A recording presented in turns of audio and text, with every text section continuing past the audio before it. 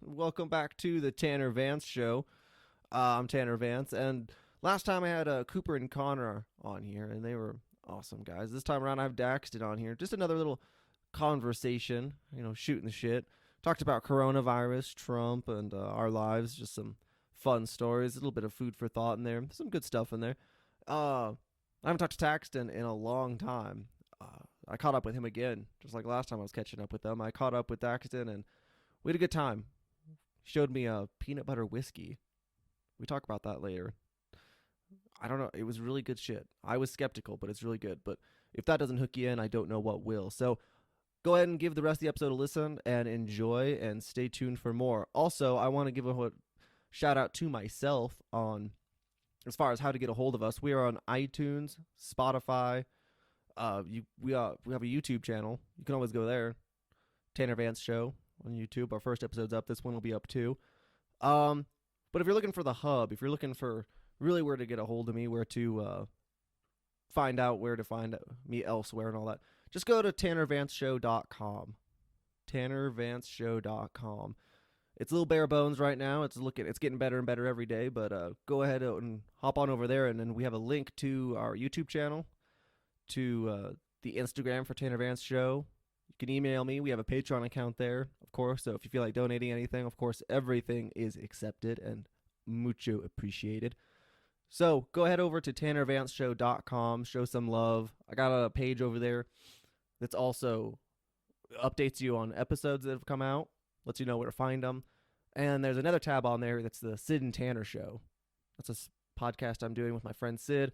Nothing's up quite yet, but it's worth checking into later on to find some stuff. We just talk about our projects and how things are working out, where we're at with our personal project, with our podcast. So really interesting stuff. I had a good conversation with him. I think he's going to have an episode up here for us soon. He's been doing the editing. But go ahead to tannervanceshow.com and check it out. But in the meantime, just enjoy this episode, and thank you for listening so much. I appreciate it a bunch. Enjoy.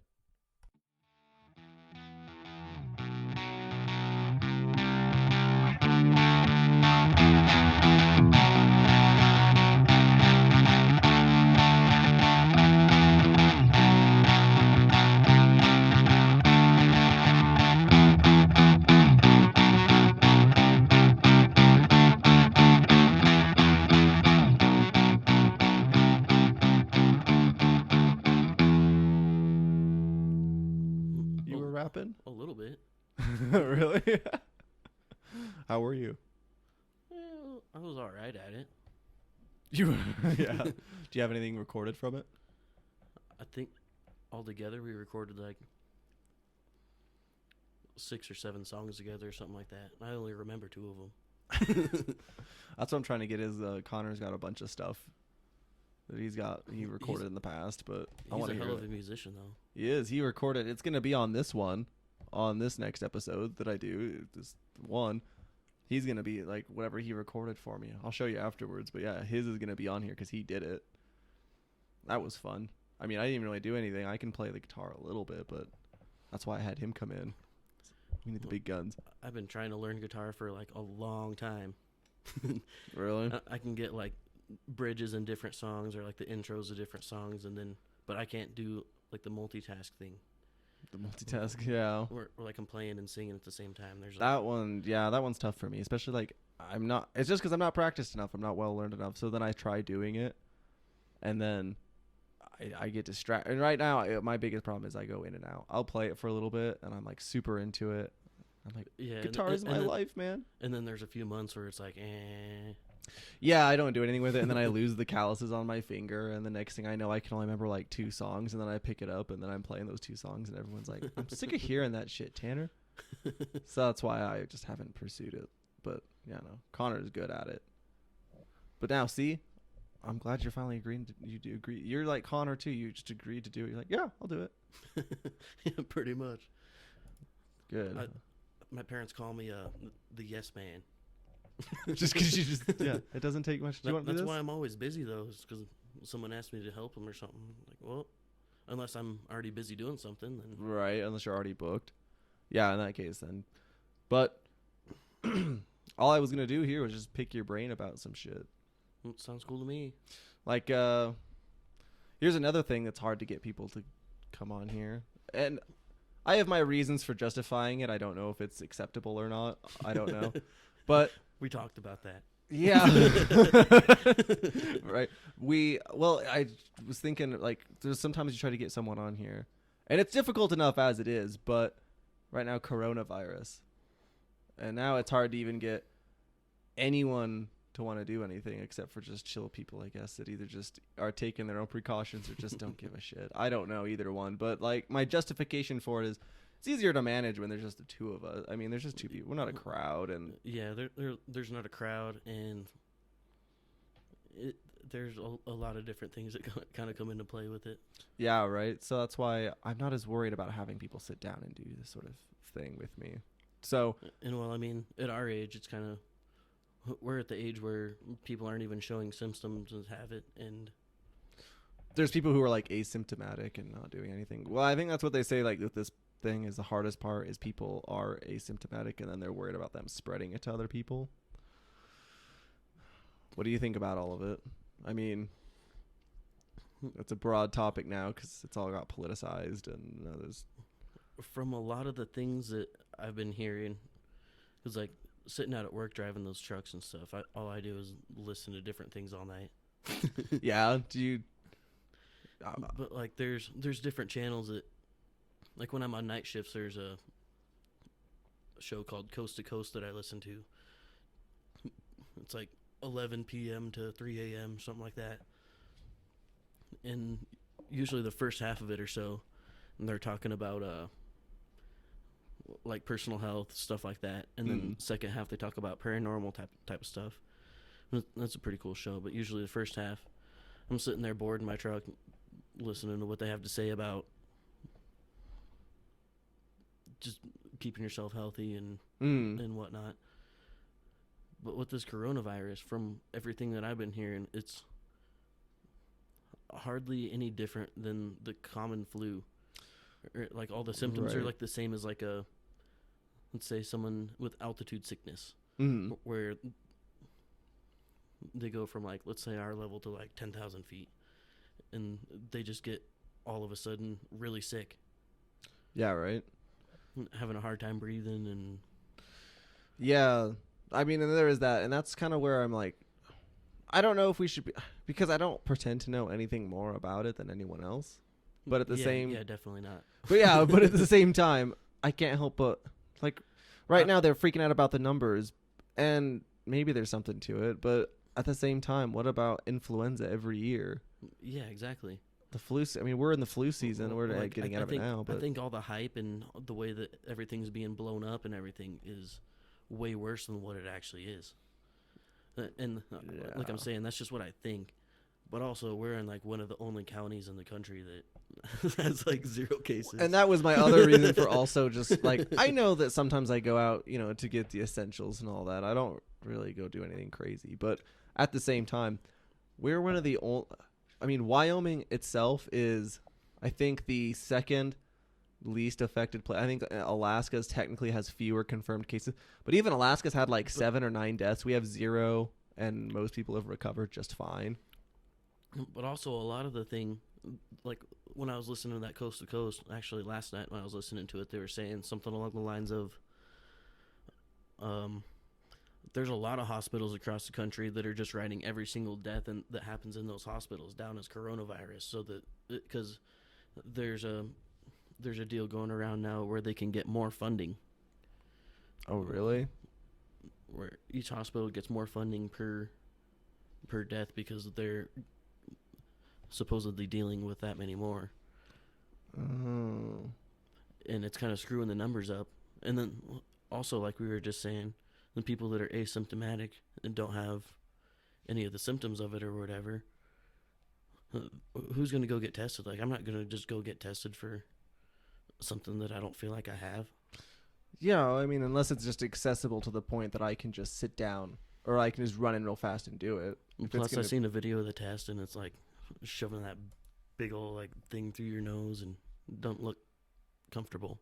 Oh, is that what it is? I don't even know why. I just assumed it was something. It's like a big old cotton swab thing that they just shove like way back in your nose. Okay. See, I don't know why I assumed it was like a pregnancy test. It was just something you just pick You up and just you're like, pee go on home. it. Yeah. And you're gonna. Oh, good. I've only got one stick. Okay. That's why. Okay. So that makes more sense. But that's if it were more accessible. If testing were more accessible, then yeah, I guess I wouldn't care if I could just pick it up and bring it home and test. But if that's not what it is, and I'm sure that's probably why that's less accessible. That, and since it's still fairly new, it's kind of not really like super like a large manufacturer type of thing where they can just go and Yeah, right. So that's also why I understand that it's new. I mean, some guy was just eating a bat, and the next thing you know, here we are. But I know it's different. I guess what I worry about is what, because there's some people who have said this before, and then they get bullied or bashed for it. But I think it's a legit question. What happens after all this? Like, what happens if stuff collapses? Like, is your society collapsing or economic collapse, better or worse than getting sick? I mean, because I know they're saying that our most vulnerable people are, are the highest risk for all this. But at the same time, they are every year. Yeah, they're like the most vulnerable for everything. Like we're talking about with like influenza, and and that has a higher mortality rate than what this coronavirus does. Yeah, still. Especially like if you look at the people like that are asymptomatic and aren't even going getting tested because they're not showing anything. If you take into account for those kind of people, because I'm sure plenty of them out there. Yeah, the mortality rate's going to go like that. I see, and I guess that's where I don't know, and I know that Corona, it's still pretty. I mean, it's only been in America for how long so far, and I've even heard some people wonder if it's been here before, earlier at some point. I don't know. Yeah, I've heard. I seen an article the other day. It was something about the Wyoming Surgeon General or something saying that he thinks that it already had came through here because they were doing flu tests and would come back negative, and they were calling it like a upper respiratory infection or something like that. And it was like from November till because they weren't testing for it. Yeah, because it wasn't like a big. Yeah, right. It wasn't a big thing. Now they're checking for it specifically. Did you see some of that stuff recently about in New York? I saw an article on it today about, I think it was like BBC had posted it, and they said something about New York digging mass graves. I think that feels like kind of blowing that shit out of proportion a little bit. Yeah, but with like also with like the big militarizing of the police and everything like that they're starting to do. Because I have a friend that lives in Springfield, Missouri, and he's telling me that there's cops on almost every single corner, and they got like armored vehicles and tanks and all sorts of shit. Yeah, like I've seen them bringing in like the National Guard in particular places, and I guess I get that they're there for emergency situations, but it just feels like what else?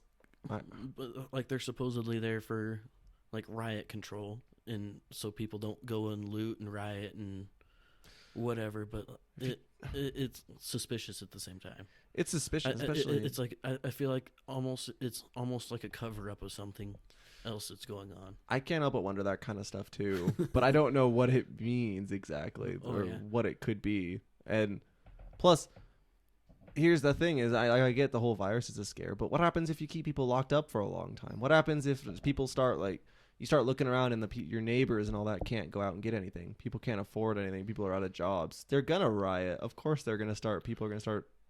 Well, yeah, surviving. People are sociable creatures, and they're starting to say something along the lines of like people should stop hugging each other and shaking hands and stuff like that. But it's like it's human nature. Yeah, and stuff without like the social interaction like that, it's bound to bring on like depression, probably higher suicide rates. I think Trump even said something like that, and then the media bashed him for it because they were like, he's trying to downplay Corona. The media's always bashing Trump. Yeah, Jesus Christ. Oh my God. But there was something about that whole social, was it the governor of California is, I think I saw Dave Rubin saying something about this and about how he's, and promoting, the governor of California telling people like snitch on your neighbors if you see people out and about, And then there's people that are like, I just saw two people hug. Should I call them in? Like, and they were just joking, of course. But it's like, that's how bad it could be. People snitching on each other for like, because they're like, I saw someone hug. It's like, are you fucking kidding me? Oh, and well, like I seen this thing on the rants and raves of the town the other day.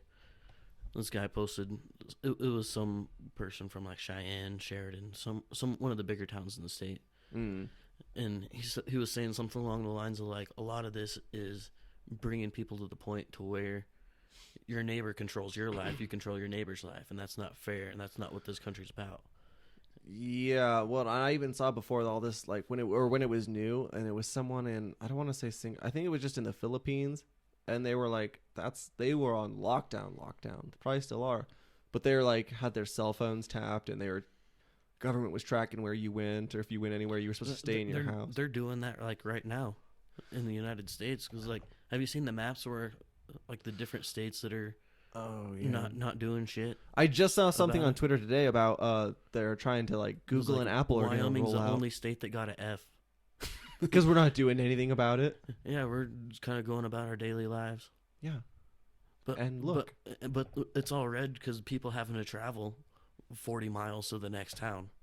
Yeah, man, like there's nothing around here. Where am I gonna? Beforehand, I was like already thinking it takes about 6 hours to get to a major city, and that's mostly Denver. After that, I mean, there's Billings. I think Rapid City is almost considered. Rapid City, yeah. I think it's bigger than I even think. I think I'm just used to it. But. I think that's a lot of what it is, because there's almost 100,000 people in Rapid. I know, I forget and they consider downtown Denver to be like 200,000 or something like that. Yeah, and so I mean, counting all the little tiny suburb communities. All these places around here, they're spread out. Yeah. So it's a little different, but still. But I saw something about today about Apple and Google, something about how they're trying to start where we can, it's all about coronavirus statistics, how you can be plugged into the statistics. And so they're like trying to map now who you should stay away from. And I'm like, what? That sounds like, first of all, way too much possibility for abuse of power right there. That sounds like high school drama.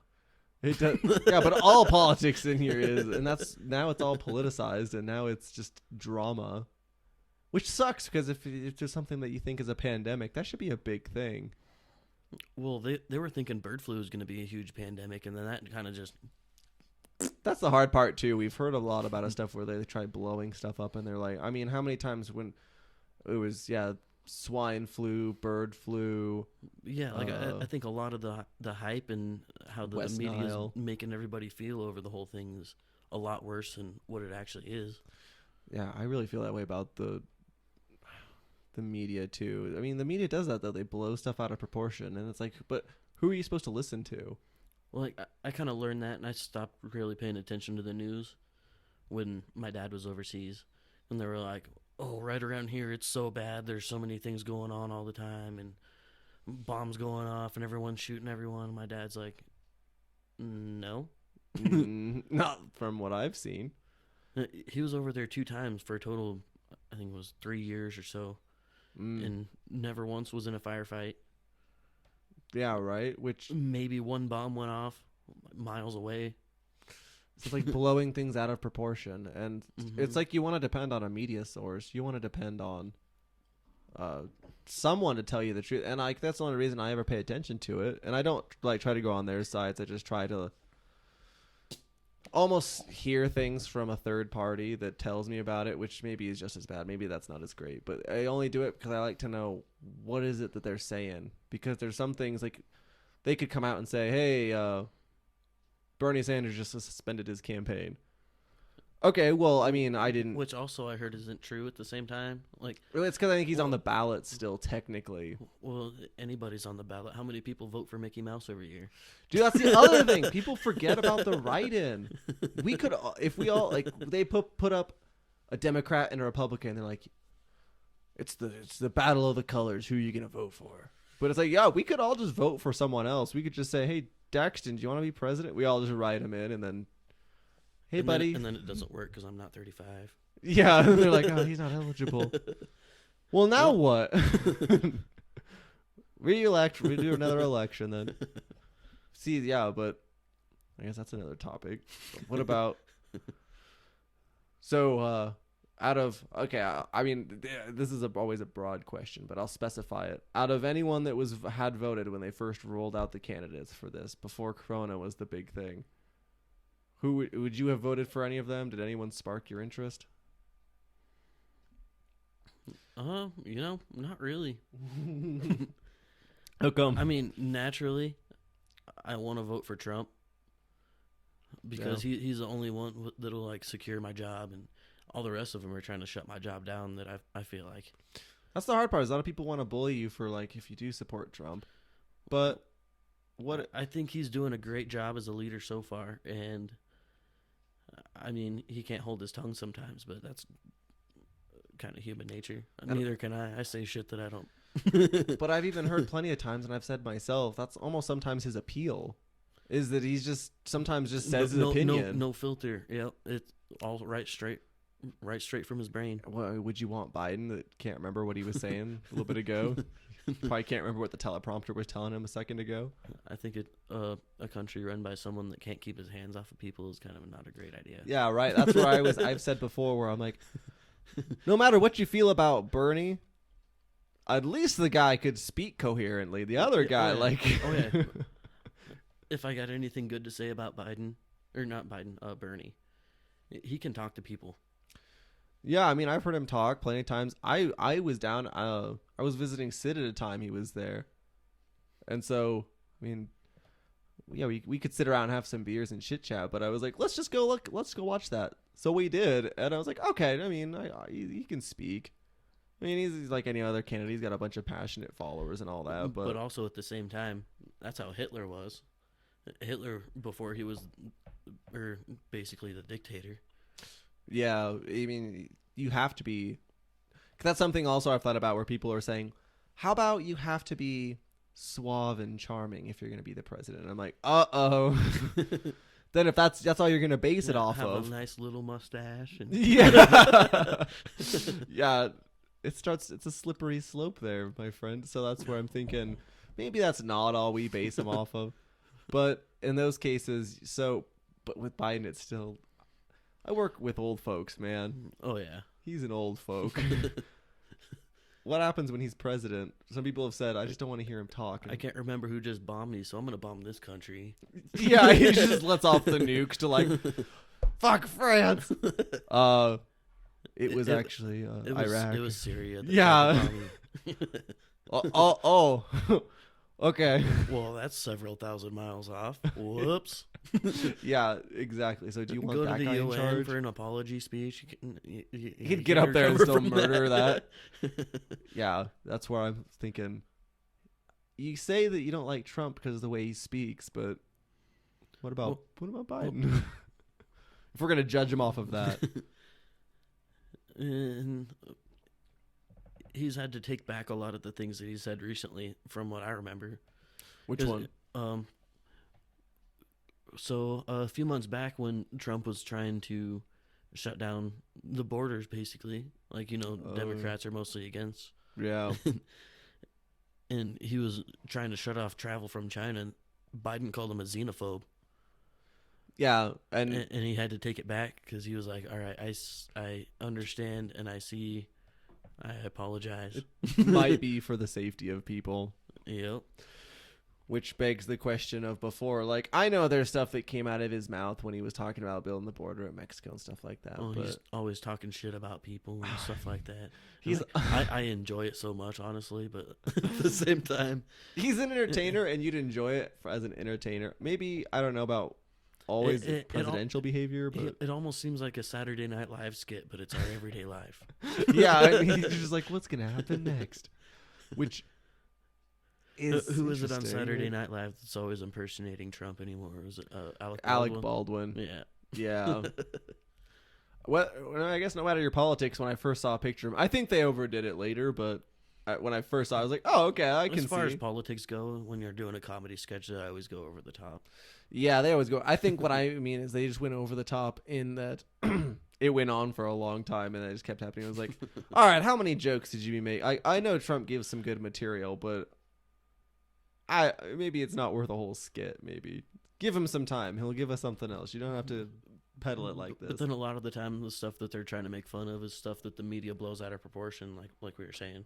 Oh yeah, they try to get the talking points. Where they like just take little excerpts out of different things and without putting the full thing into context. They were doing that back when he was running. They would like run things on CNN and they would have a whole, and you had to go like try to look it up, find his whole speech because they, And then they were skipping and jumping around. It's kind of the same thing when you see the camera, like when they're like they edited something, like because it kind of just blips over to something else, and it's like, oh, you edited something. I think one of the things that I remember most from when Trump was first running was there was that big video going around YouTube. It was just like Trump saying China a million times or something like that. China. China. Yeah. Isn't that funny? Yeah, he's made a lot of good memes. Mm-hmm. Coming from you, the meme lord. How did that happen? Honestly, I was just kind of bored sitting in my house. I just started posting a bunch of shit that I thought was funny all the time. It was like, it's not even something that I do, like... It's not like you're actively trying. Yeah, I'm just like scrolling through Facebook. I'm like, oh, that's funny. Share. Oh, that's funny. Share. Just all the stuff that I like pretty much.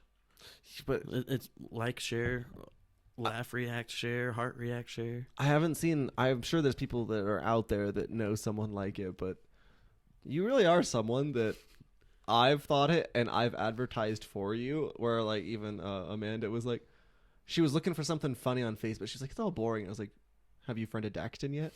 And she's like, Daxton? I was like, yeah, you need to friend Daxton. He'll fix you up. And then I was just talking to my sister, man. Glory. It was Bethany, my older sister. Oh. She's in Sheridan, and she said something about... I haven't heard nothing from her in a long time. Yeah, she's the much more responsible, mature one compared to me. But she said... Always has been. Yeah, exactly. We didn't grow out of that. But she said something about... Daxton posted, are you friends with Daxton? I was like, of course I'm friends with Daxton on Facebook. Why would I not be? So I'm like, and then I'll hear from other people, yeah... I think I made a joke with Hallie about it. Something about, did you see Daxton's memes? Of course, when he's not in trouble from Facebook, but... Oh, yeah. When you don't see me post for like a week, I'm on a 30-day ban. What? How does that happen? Nudity. Is that what it is? It's just inherently... It'll do it. Yeah, well, like even recently, like Twitter said stuff about if you say anything that's against current coronavirus stuff, if you say anything against it, they'll take you down. Yeah, that's... Is that censorship? That's kind of like a sensitive kind of subject because it's a private server. Yeah. So it's like if it was a government-run type of thing, it would be against free speech. But yeah, see, that's the tricky part is that it's theirs. Yeah, and that's why I keep getting banned on Facebook, because if it was government run, I can post whatever I wanted and it'd be free speech or art or whatever. And people want to say that a lot. They say that, no, it's free speech, man. I can say whatever I want, but it's it's a private server, and I kind of get it. Yeah. I mean, there's families and stuff. I don't friend anybody under, like, let's say 21. Yeah. Because then there's lots of people that just want to friend some. People are always just... I'll admit there's sometimes where like I'll be like really drunk and just scrolling through Facebook like, oh, she's cute, she's cute. Oh yeah. we're guys, we're guilty of that. Of course we do. But then like, of course, what happens if you friend somebody and then it turns out maybe they just accepted it and then they didn't look at what you post or anything that you do, and the next thing you know you're posting something and they're like, oh wow, that's very offensive. That's a vulgar as shit. Get him out of here. Usually when I can see their posts, I can kind of tell. Yeah, like if you look into someone's post, you can always tell who they are or what they do. How offended they get and stuff like that. And I try not to associate with people that get offended too much because, I mean, I definitely have posted some dark stuff. There's stuff that I have saved that I don't post because... Because you see and you're like, I will laugh at that on my own time.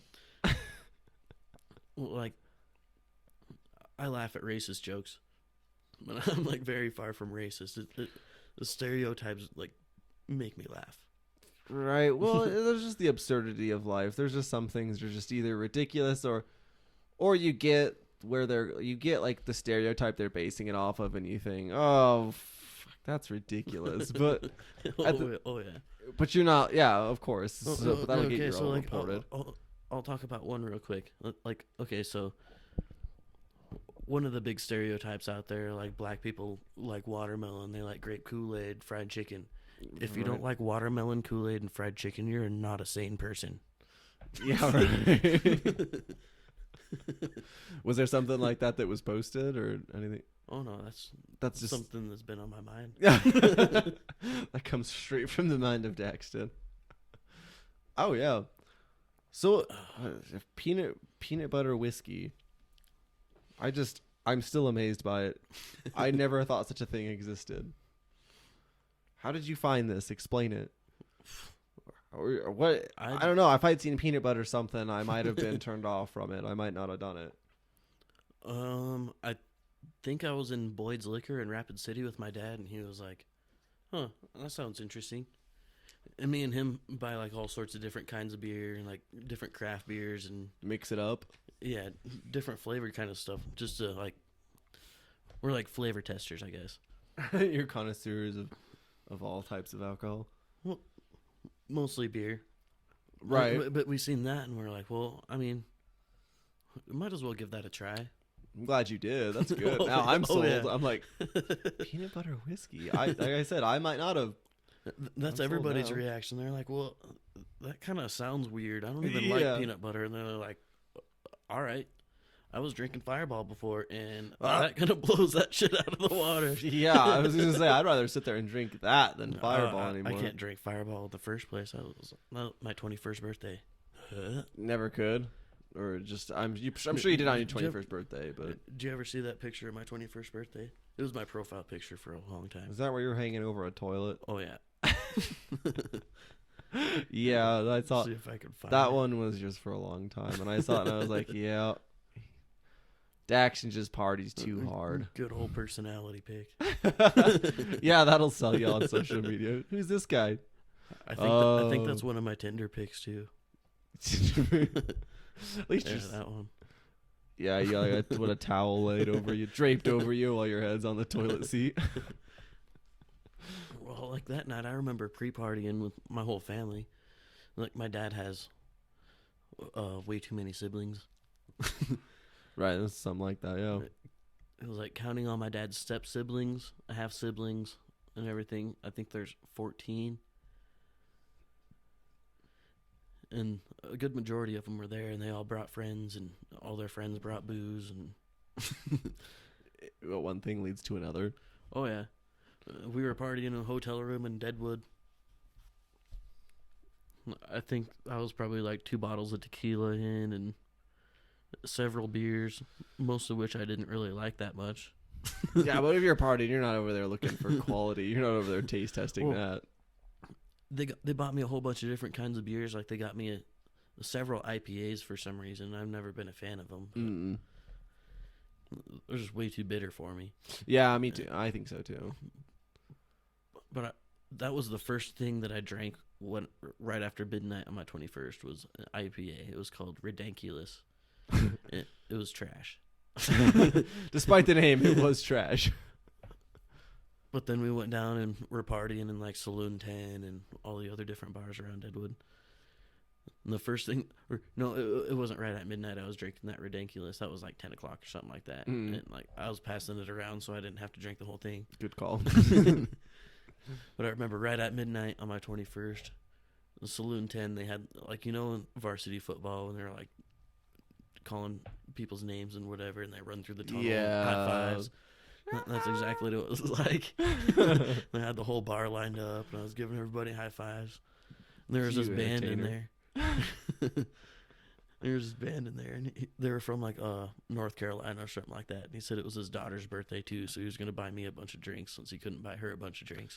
Oh, okay. You're like, all right. And he was like, "What do you want for your first shot?" And I was like, "Well, I want some Jack." And he was like, "Well, that's expensive, so here's Fireball." Bought me like 11 shots of Fireball. I was already trashed, by the way. I don't remember anything past going into this bar and talking to this guy. And then it was you'd pre-partied on your way in. oh yeah. All right, yeah. No, I think my thing is just with Fireball. It's one of those things I've drank and I've gotten sick on. So I'm over it. I'm good. Oh yeah, that's like UV blue. I got sick on that. That's another one. That's something teenagers. I drank it literally one time. Was it? That's all I needed. Did you actually get like trashed off of it, or did you drink enough of it to really, or did you just have a sip and you were like, no, I'm good? No, it tasted good the first sip. Yep. Okay. I was having a bad day. It was a school night. Mm-hmm. Fuck, it's school. So remember back, I used to hang out with like Caleb back. Oh shit, Nick and Kieran were there. Of course they were. Imagine that. I think Taylor clevered on. I think it was us cruising around. And I was going through like a breakup or something like that. And yeah, such as Taylor Cleverdon reaches in this magical backpack he always has on. Yeah. Question the adults with backpacks on them. Oh yeah. Well, we were all booze cruising, like Lake Lap and up to Mallow and right back roads and stuff like that. I'm being all whiny in the back. High school me. Looking back at all my high school memories, I was like, wow, I was a little bitch. Yeah. Well, we all look back and we're like, oh man, that's embarrassing. What was I thinking? Yeah. When I put it into perspective. And so Taylor reaches into this backpack, pulls out a fifth of UV blue, hands it to me. It hasn't been cracked open yet. He was like, you kind of need to shut up. You can just chug that. So you get someone looking down upon it. Maybe they're not the best idea, but also maybe the best. I don't know. So I chugged this whole fifth of UV blue. Oh, yuck! It was like 45 seconds worth of a chug, like the whole bottle. You were sad at that time. I was very, very sad. And I mean, like I was pretty drunk. It was starting to like ease me into like that high point of it or whatever. Yeah. And then, hands me a bottle of apple pucker. Yep. Chug it, buddy. Oh, no. Chug a whole little bottle of apple pucker. And so, like, 6 or 7 beers later, I'm in the back seat, completely laid back, can't hardly talk. I should think so. We go to drop Nick and Kieran off up at Breakneck Road. Pull into Breakneck Road. I'm laid back, and I'm like, guys, I think I'm going to read. They're like, well, what? And so I stop, and I open the door, and I start puking, and Caleb keeps starting driving. I'm like dragging my hand on the road. Oh, no. This is not ideal. And I get done that time, I close the door or whatever, and I like start falling asleep even before we get up to their house. Oh, no. And I wake back up. Because, like, my head's laid back, too, so I started getting the spins really bad. Yeah, don't lay back. It sounds good at the time, but no. So I'm, like, starting to fall asleep. My head's laid back, and like I just lean forward and puke all over my lap. This is a school night, too, by the way. Yes. Yeah, you were in no shape to exist that night, let alone the next day.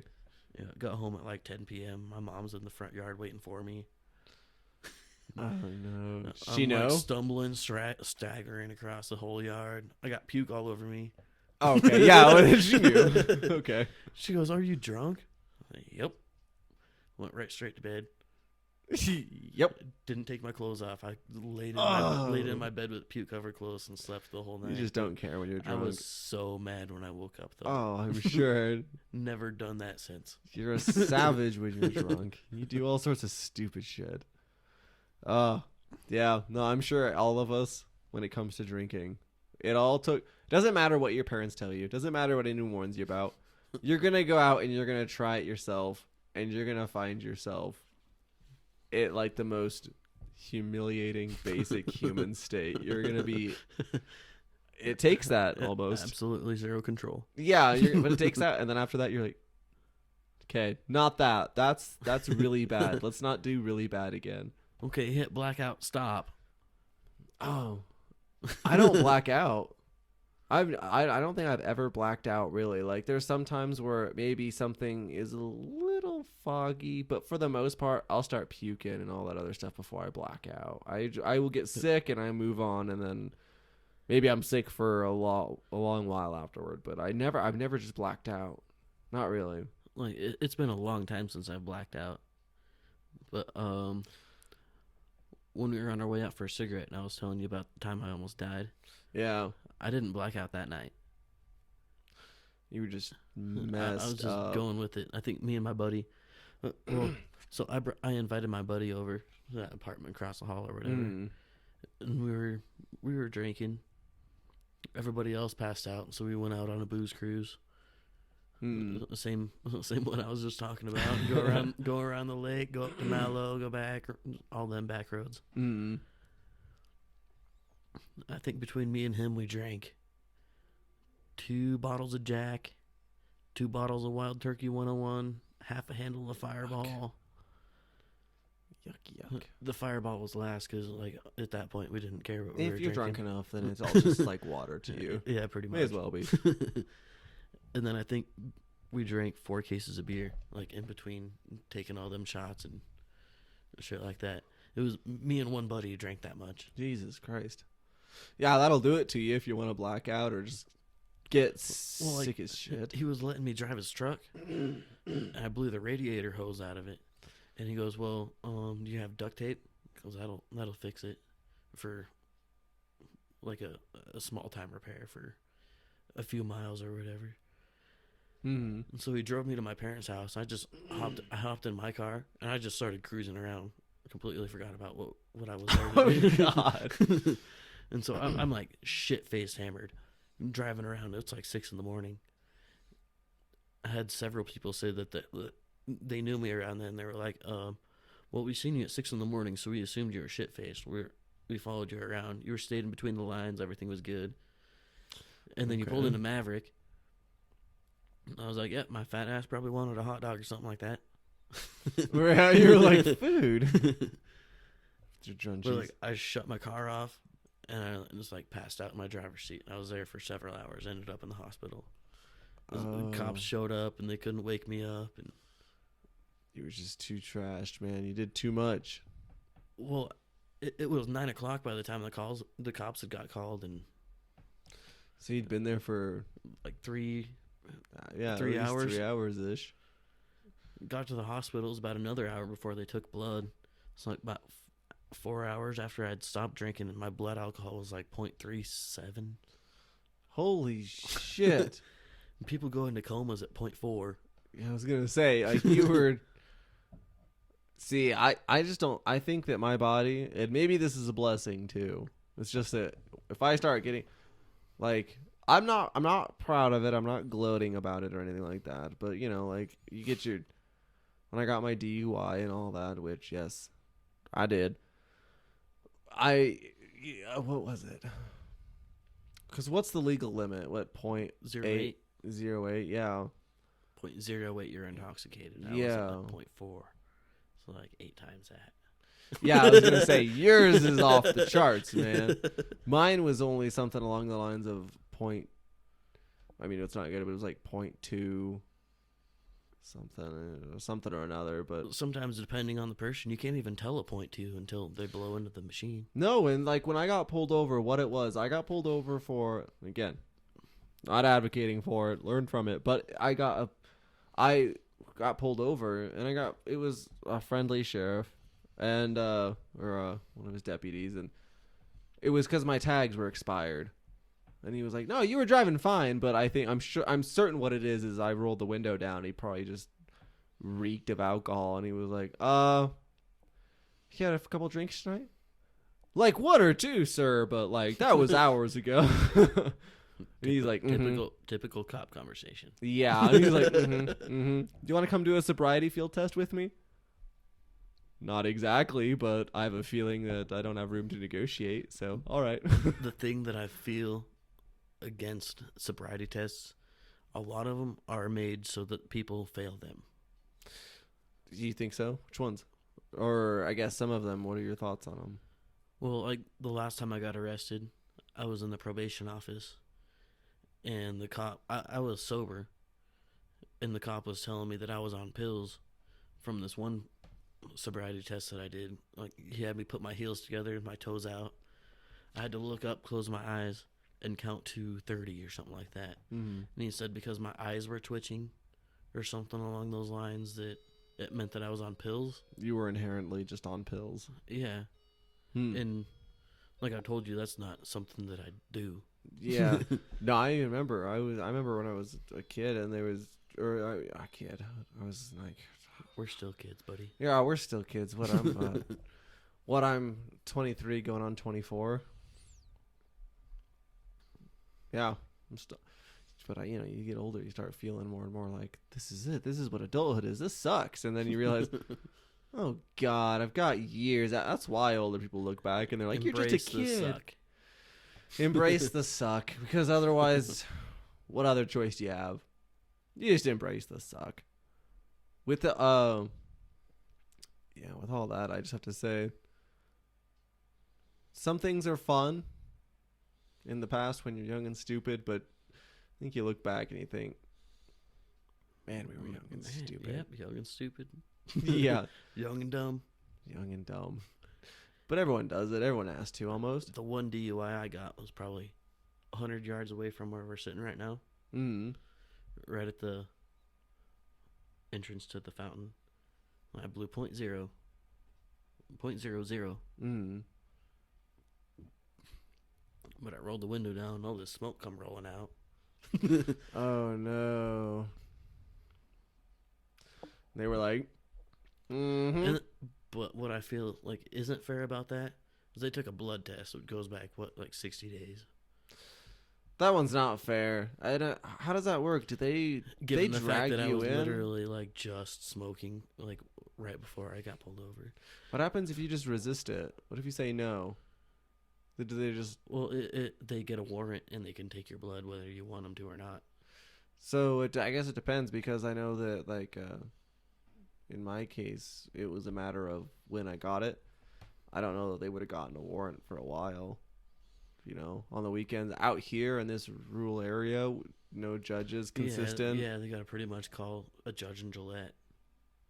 Is that what it is anymore? They can just call a judge and say, hey, this is what it is, and he probably says okay, and then you got a warrant.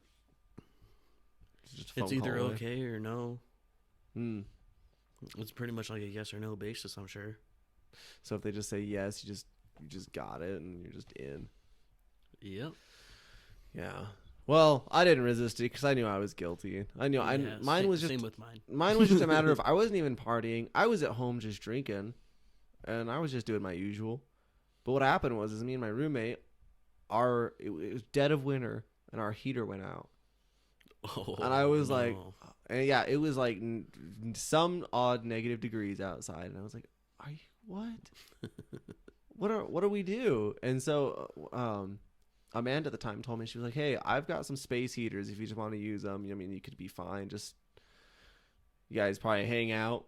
I don't want to know if you guys are going to use body heat or anything like that, but you got some space, some space heaters if you want to come get them." But at the time, in her defense, she didn't know I was drinking. But I was like, all right, well, I'll just go out there. I'll go grab them real fast. I'll be fine. So I rolled out there. Yeah, that's usually the thinking. Like you're not even focused on the fact that you've been drinking for a while. So it's like, okay, I can go do this real quick. I'll be right back, and it's not going to be nothing. Yeah, that's what it is.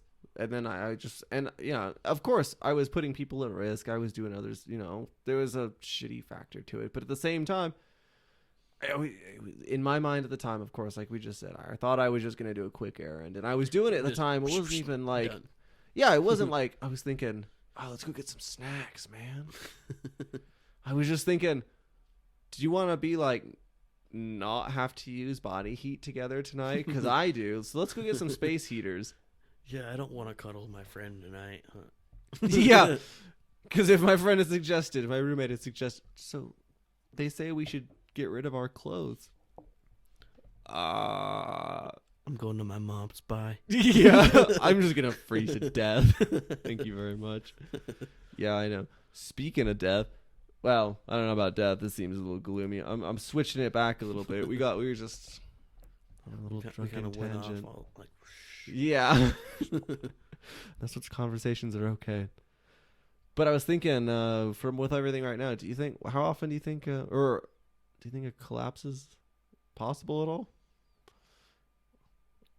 I mean, it's possible, but is it? I think a collapse is like. So everybody's more been looking forward to these government checks or whatever. Yeah, the stimulus pack. And I think that's probably going to do more bad than good. What happens? I mean, did they just have this money on hand? Or they're probably printing more money? Isn't that universally a bad idea? Yeah, printing more money is a bad idea. And they also gave themselves a 25% raise at the same time. Yeah. That was one of the things they snuck into one of the bills. They're always doing that shit, man. Yep. They can't just pass a bill, and that's what they argue about. It's because every one of them is trying to sneak something in that helps them and their friends. Well, yeah, like from what I've seen, there's a lot of them that are trying to sneak in like gun control into it. And they're trying to sneak like free abortions or state-paid abortions, stuff like that. And both parties are guilty of it, of trying to sneak absolutely. shit in, because they're like even with the stimulus pack, I think both of them to some degree got in trouble about, or got some heat about trying to sneak something in, and the other was like, no, I'm not going to pass that. But it was just because they were sneaking other stuff in. They're like, we all agree on the stimulus pack. I'm like, then just pass it. How hard is that if you're all in agreement on it? Yeah, do the stimulus pack and not try and add some stupid bullshit into it. Yeah, that's like anything else. Don't that's add the hardest. That's the hardest part about politics right now, is that everybody can't ever agree on one thing because everybody's trying to fucking sneak some stupid shit. Someone has an agenda, and that's definitely it. And that's just where with the stimulus pack, I wonder what that means down the road. And plus, some people are saying it's not enough. As many people are losing money and businesses. Yeah, like it's okay for the people that are like receiving it, or they can pay their rent while they're laid off and can't do anything with the quarantine or whatever. But at the same time, all this money the government's either having to print or bring from somewhere else, like let's say Social Security, like where all the pens that Nancy Pelosi took all the fucking funds from people's Social Security, which I think should probably be illegal. What is it she did exactly? She took funds from Social Security. Really? Yeah. Well, okay. Yeah. And that went into illegal. Like investigating Trump and making the pens for signing whatever paperwork. And if someone does that, what justification there is for that? I figure I'm under the impression that if you're a public servant, because someone was saying something about Bernie having a bunch of houses and stuff. Oh yeah, he has like 3 or 4. I think it's like 3. I think it's like 2 in Vermont, 1 in Washington D.C. But I still believe this. The sad thing is he's still one of from what we know, the poorest of the senator. Like, what was it? I read this morning. It was at least around well over $3 million was the median for median worth. Of net worth of all these senators and stuff like that. That he was actually one of the poorer ones, which is I'm thinking.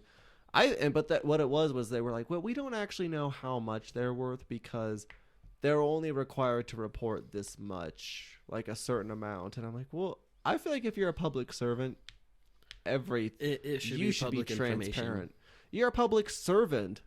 I think it shouldn't be a chance for you to like a business opportunity. It should just be transparent. Your life should be like completely obvious to Americans. Like what is it? Nancy Pelosi is one of the like higher up ones in that list or something like that. I'd hope so. Otherwise, she's a terrible senator because that seems to be their game, and she's been in for a long time. She's kind of a terrible senator in the first place, if you ask me. But she's been in it for a long time. So I mean, if you're gonna be terrible, at least be good at being terrible. Yep. Jesus. Which isn't good, I guess, but yeah, I mean, I don't know. I think it just goes along with that. Was just a little tangent of mine was just that little thought was how if you're gonna be in that position, public servant needs to really mean public servant and not. Yeah, exactly. And I feel the same way about the police and like even community servants and stuff like that. Like chamber of commerce, a lot of them have other jobs and stuff that they're working, and to some degree I get it. Like if this job isn't gonna pay your bills, I understand. But I think if you're gonna be having access to taxpayer money, then your life needs to be pretty transparent. But it's because you're supposed to be a servant. You're not doing it your whole life. You're giving up a portion of your life to like serve the people. Yeah, but like where I was saying with like the police, they're giving up a portion of their life to generate a profit from people at the same time. Like speed limits are kind of a scam, I think. Like it's safe to go certain speeds, I'll admit that. But for getting certain fines for going however much over that speed limit is kind of. I agree. There can be like regulations on it to a bit. The only things that I like agree with, as far as law enforcement go, as far as crimes, are like crimes against a person or their property. Or like if you're hurting a person, absolutely that's a crime. If you're damaging their property, absolutely that's a crime. Other than that, it's kind of a toss-up. It's kind of a toss-up. I mean, and I'm not against some regulations. I get if you're going to live in a civilized society to a point, we all have to agree at least how we're all going to get along, and what are all things are we going to agree to a little bit, some standards. But I think some of the way they handle it's bad. Yeah, like a lot of the people that are in prison shouldn't be in prison. No, some people are in prison right now for laws that are legal now, and the drug war on drugs. Yeah, it's kind of a joke too. Yeah. Well, with hasn't the government been already caught before issuing drugs out? Owning the patents for drugs. That's one of those ones. Is there's that like hydrochloroquine thing that Trump was talking about being a good. It was that malaria drug that was supposed to help fight supposedly coronavirus, and they were a lot. It's been politicized. They're talking like, no, don't just peddle drugs on the people. I'm like, you mean like the pharmaceutical company does? If I went down there and said I had a pain at the hospital, they'd get me on some opioid. They'd give me hydrocodone or oxycodone. It's actually a lot harder to get oxycodone than you would think. Like I got my wisdom teeth out and I was having a whole bunch of pain. He was like, "Well, hydros." I had to tell him like I had knee surgery and I had a whole bunch of pain with my knee surgery, and I would take 2 hydros at a time and it wouldn't do anything. And he was like, "All right, this kid probably needs oxys," and they only prescribed me for an entire week. I think it was 5. And they're little tiny. Yeah, little things. Well, what it was I think Amanda, she had it was a toothache. It was really bad, so she went in and they just told her, it's just a toothache, it happens. Here's some hydrocodone. They gave her a big supply of hydrocodone. And then she went into the doctor and they told her, I can't remember what it was. She had to have a tooth removed is what it was. So then they gave her oxycodone, but she was like, ibuprofen worked fine. So she was like, afterwards, she's like, what do I do with all these oxys and hydros? I was like, I guess just have them. Right. Put them in a goodie basket for later. I don't know, but those sorts of things. I think people just end up with a bunch of them, and then on top of it. Well, like with that kind of stuff, they put like a certain time limit on stuff like that, where like, if you get your prescription in this amount of time, let's say you have to have a piss test at work, and you piss out for opiates, and you bring them in your prescription bottle of it.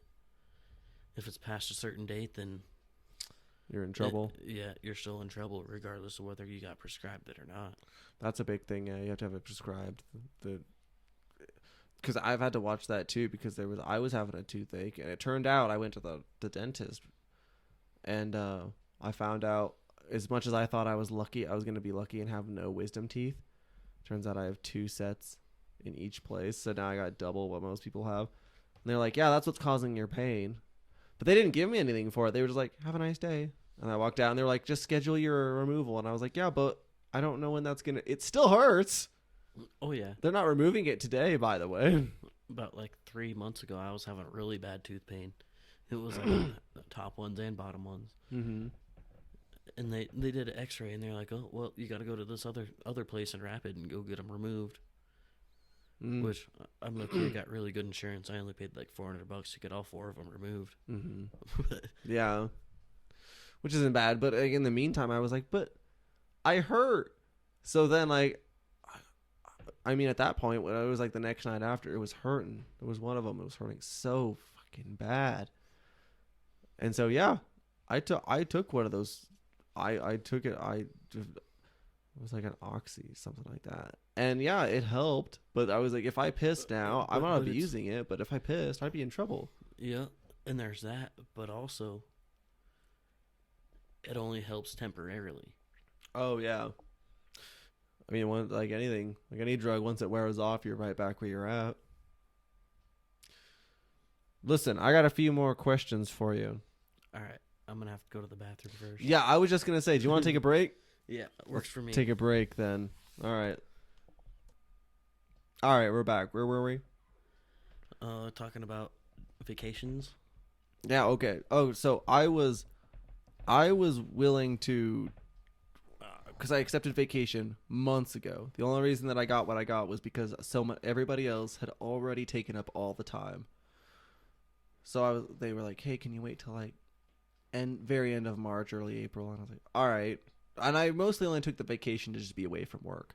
Yeah, definitely. Yeah, it was just to get away from that. Do you get like paid vacation, or is it just like extra time off? No, for me it's all paid. I'm fortunate that way to have. Oh yeah, me too. Full time, all that, so everything gets paid for. So I got paid for the whole thing. It was just I got away. I just wanted some time away because I had spent like 2 years there and I hadn't taken any days off. I hadn't asked for vacation. I just worked and did my thing. But the extra little bit of time off kind of it helps deal with having to be there all the time. Have you had experience with that? Well, it's just knowledge. My year at the mine is kind of and when I was at Pizza Hut, I didn't get a vacation. I was there constantly all the time. It was like 5 days a week. Yeah, 40 to 50 hours a week. All the time, year round. That's all I've done is just worked. It's just, I mean, like, 40, depending on how it goes, 40 or 40 up from there a week. And then just doing it all the time and dealing with the coworkers. And I think that's like, I don't even mind my work. It's just sometimes you're cooped up with people too long. And the next thing you know, you've got very specific that you almost can't even explain to another person. Aggressions and like aggressions towards everybody in your job. And so I was like, this is all it was. I was like, I don't have anything specific, because a lot of people have asked me, so what are you gonna do on your vacation? I'm like, I don't know, I'm just not gonna be at work. But I had an idea of like when I was first setting kind of some of this stuff up was like setting up the website and setting up all this other foundational stuff. I figured, maybe it'd be nice to even just go somewhere, rent a hotel for a little bit, and do your work there. Just be away from home. Just do something and just maybe go on a walk around somewhere different. Getting out of Newcastle is never bad. Yeah, getting out of your little home rural town is not a bad idea. And that was my idea. And then it all got shut down. So then I was just here anyways. But that's all it was just doing that. That's like one of my friends today. One of my friends at work. So we take a pit bus. It's like basically the size of a school bus. It's a school bus. Mm-hmm. And we go from the place where we clock in, and we go to our trucks in the area of the mine that we're at. And we take that same bus back. And on the bus back, he's like, yeah, I think I'm going to take my motorcycle over to Newcastle today. And I'm like, well, that's going to be a wasted trip because there's nothing to do. What would you do? The one thing that maybe these small towns have is fill your gas up and go back. Yeah, the small towns here around here used to be just maybe you could just like any small town stop in the bar at any time of the day usually, but like you can't do that for someone just to like ride from Gillette to Newcastle. If you're not gonna be disappointed, yeah, that's exactly what I told him. Yeah, and it's supposed to like our curse and our blessing in these times to be in these areas, because on one hand, all the time before this, my plan was to move. And for a good reason, in that I wanted to have a more connectedness with what I was doing right now. To have more people, I mean, especially if you're at a university town, there's a lot of people there that they're there for a specific reason. There's professors, there's people that are there for something that is interesting. A very, very much so higher purpose than anybody that Newcastle has. Yeah, but when you're in these small towns, then there's nothing here. That's why I wanted to move. I was like, all right, well, I worked here and I had gone through crappy phase. If you've got a good job, I guess, I understand. And that's kind of where I'm at right now is I'm hoping this stuff, our plan was to move around August times, but now that's a big old wait and see. I don't know. And then I worry about people like, well, it might clear up. Everything will be cleared up by then. And I'm like, yeah, well, what about the economy and the jobs? Because I don't have a trade. I don't have anything in particular that I do. I just work odd jobs and I try to do my hobbies. Well, since I've known you, you have a lot of more things about you than what I think you even know that you have. You know what I mean? Like you can do a lot more things than you give yourself credit for. I'm sure about that, which is I've reflected on this recently about almost getting out of my head a little bit about some stuff about. I mean, maybe I think that's one of the things that comes alongside with like the quarantine and whatever is like people are getting their heads and being like, well, I only have experience doing this, and this, and all of those are shut down. But also they're not looking into the things that they've done before that. Right. And it was like everybody I work with, nobody really wants to be at the coal mine. No. Except I feel like I really do because I don't know. I feel like it complements my masculinity. This is all part of the brand. I mean, in that case, it does help. But I wonder how many people work jobs they don't like, which has always been me. Too many. Yeah. And what does someone want to really do with their life? That's something I've been focusing on, and that's why I kind of just, and that's almost where like I've talked to some people. I talked to like my younger sister, and I've talked to Amanda, and they just don't know what they want to do with their lives. And I'm like, yeah, but listen, you're younger than me.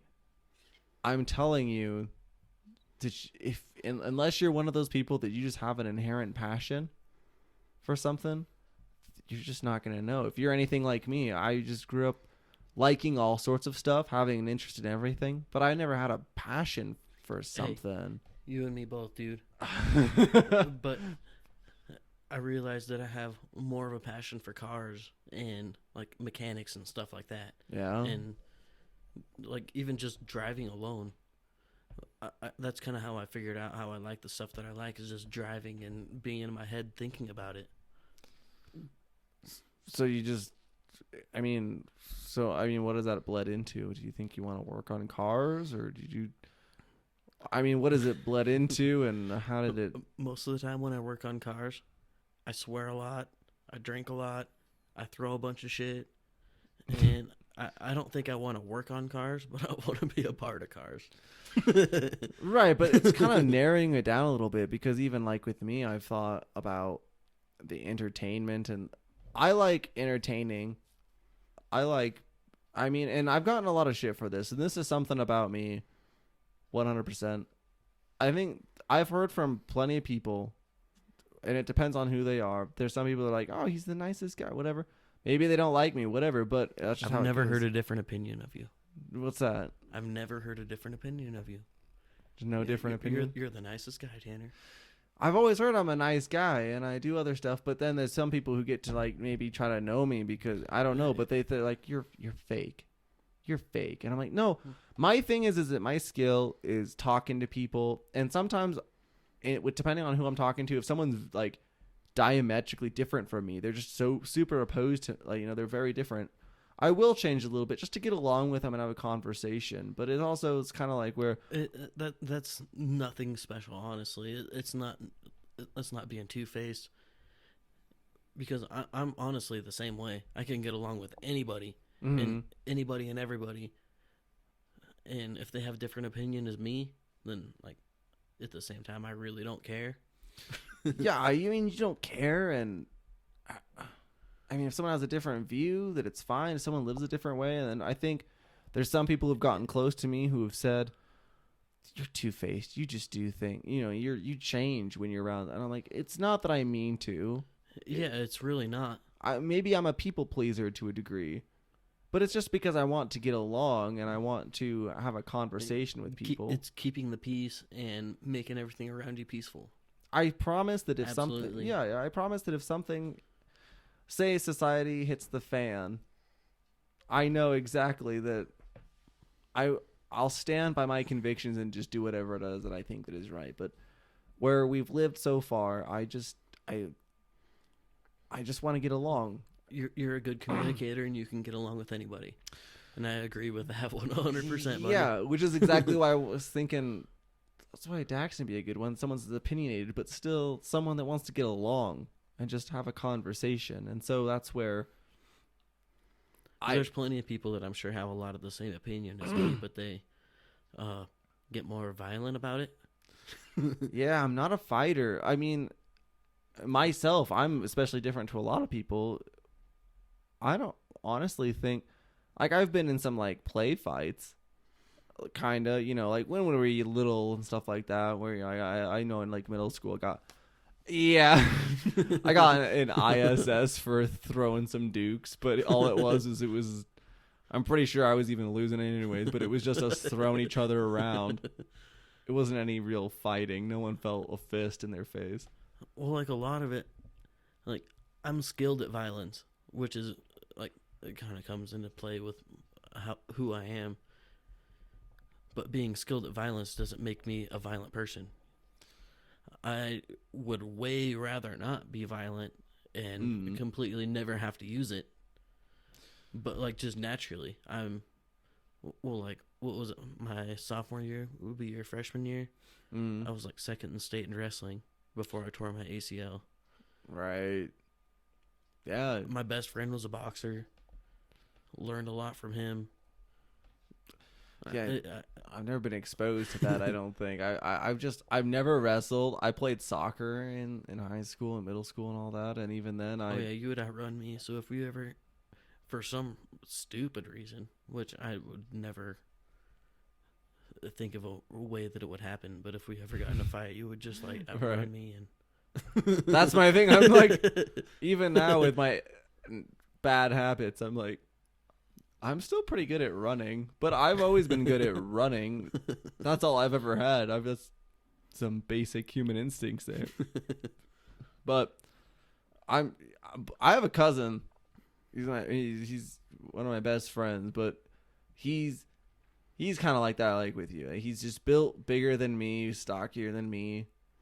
Really good heart, but he's like, you piss him off, do something wrong, he'll be in your face and he's gonna beat the shit out of you. Me, unless I know I can definitely cheat, I'm like, no, I'm good. I'd rather walk away and save my face. And like me, I'm skilled at violence and I'm really good at fighting. But I would way rather not. You know it's bad if some of these people like you, that if you get them into fighting, you're like, well, what did you do? How did you provoke him? Yeah, like he's not that way. If I get into a fight, you know it's something that's not good. Yeah, exactly.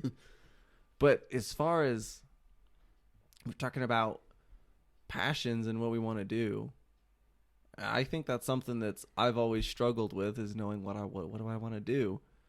What do I want to do with my life? And then I talk to some of these people that are, you know, younger than me, and they're like having existential crises about it. They're like, what am I going to do? Do I go to school? Do I go do this or that? And what do I do? And I'm like, yep, that's $1 million question, man. We're all wondering it after cause our lives are so structured until you get out of high school. Yep. Then it's all up to you. And they're like, yeah, have fun. Okay, do whatever you want to do. Like you haven't been told what you wanted to do for your whole life. Yeah, and I'm like, I get to do what I want to do. Well, that's a lot less fun now that I'm not breaking rules. Right at first when you're told that, you're like, all right, cool, yeah, I can do what I want to do. And a week later, you're like, okay, what do I want to do? And then 2 weeks later, it's like, oh, no. Yeah. You mean I have to plan my whole life out? Like, well, ever since I was a little kid, I wanted to be a professional athlete. Really? And then got all my injuries or whatever in high school, and then realized that wasn't going to work out. Really? I had no idea what I was going to do about it, and so I kind of just... I live by the seam of my pants since then. I mean, my thing is I've always had interests. Like, I've had interest in technology and computers and stuff like that. I've always been interested in video games and developing them. I've always loved music, and I've wanted to play music. And part of what I ended up going to school when I went to college for a little while. I went to go be an English teacher. I could see you being an English teacher, honestly. I thought it felt good, but then at the same time, I was going through a big science phase. I was studying a lot of chemistry, and then I was like, I'm gonna switch my thing to chemistry because I liked that. Like you're the kind of person that you like start looking into something and you want to switch your life direction that way. Yeah, it's because I get really into it, and then there's some things where, and then you get to a certain point and you're like, maybe not. I just pick something. I've always been that way. I get super passionate about something. I get really into it. I do really good at it. And then I'm like, there are people like, so you're going to do that for the rest of your life? Nah, I picked up something else. I'm good. I'm going to be a musician now. And they're like, where did that come from? Whoa, left field. Yeah. I'm like, oh, I don't know. I'm going to be a musician now.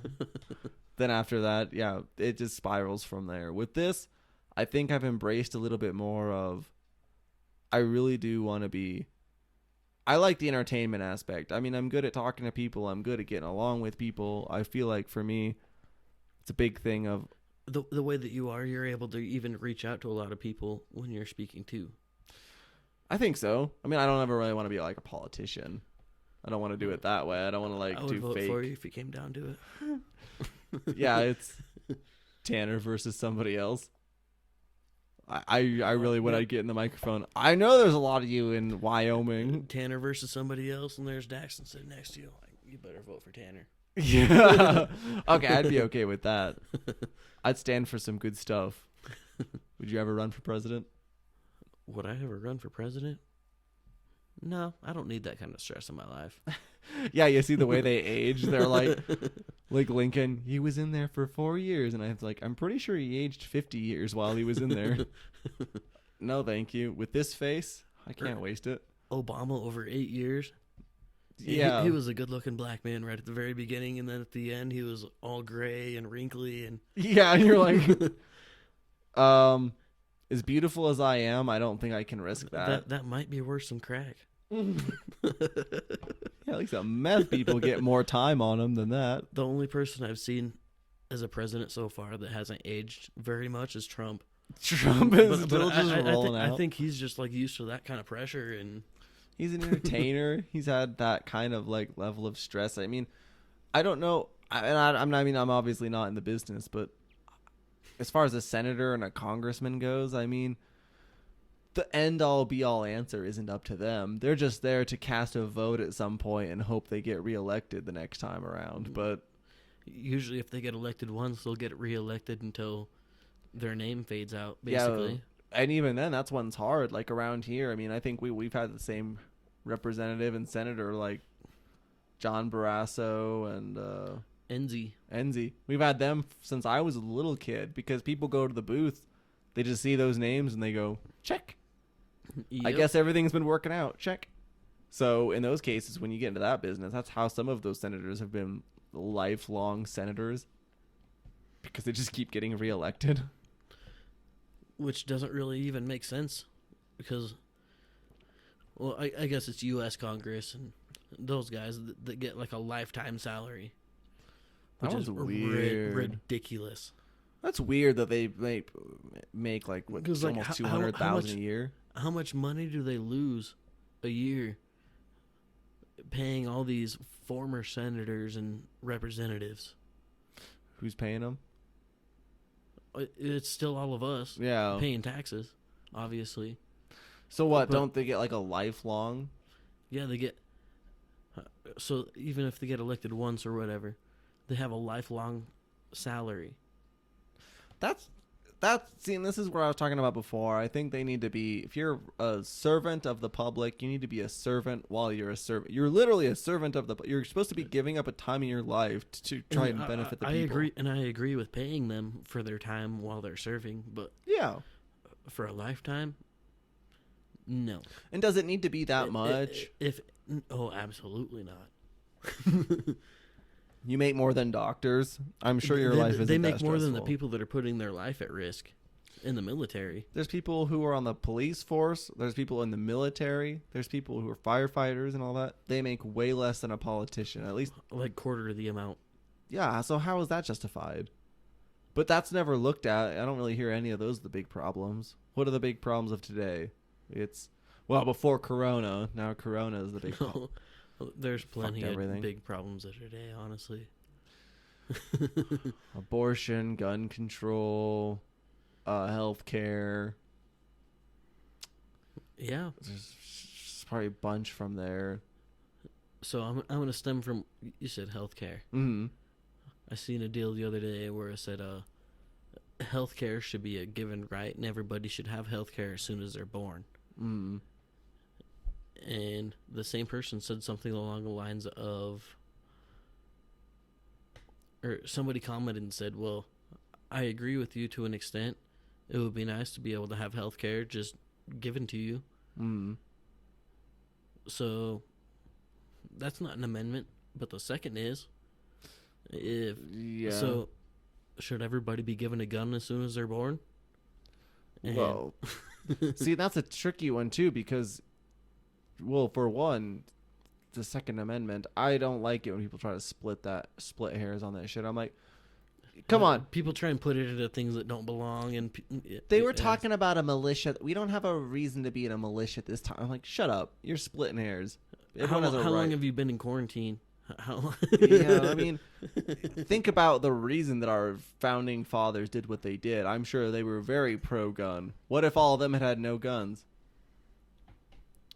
Yeah, we'd still be part of Britain. Yeah, and Until, what was it, Australia? Was it like the 80s?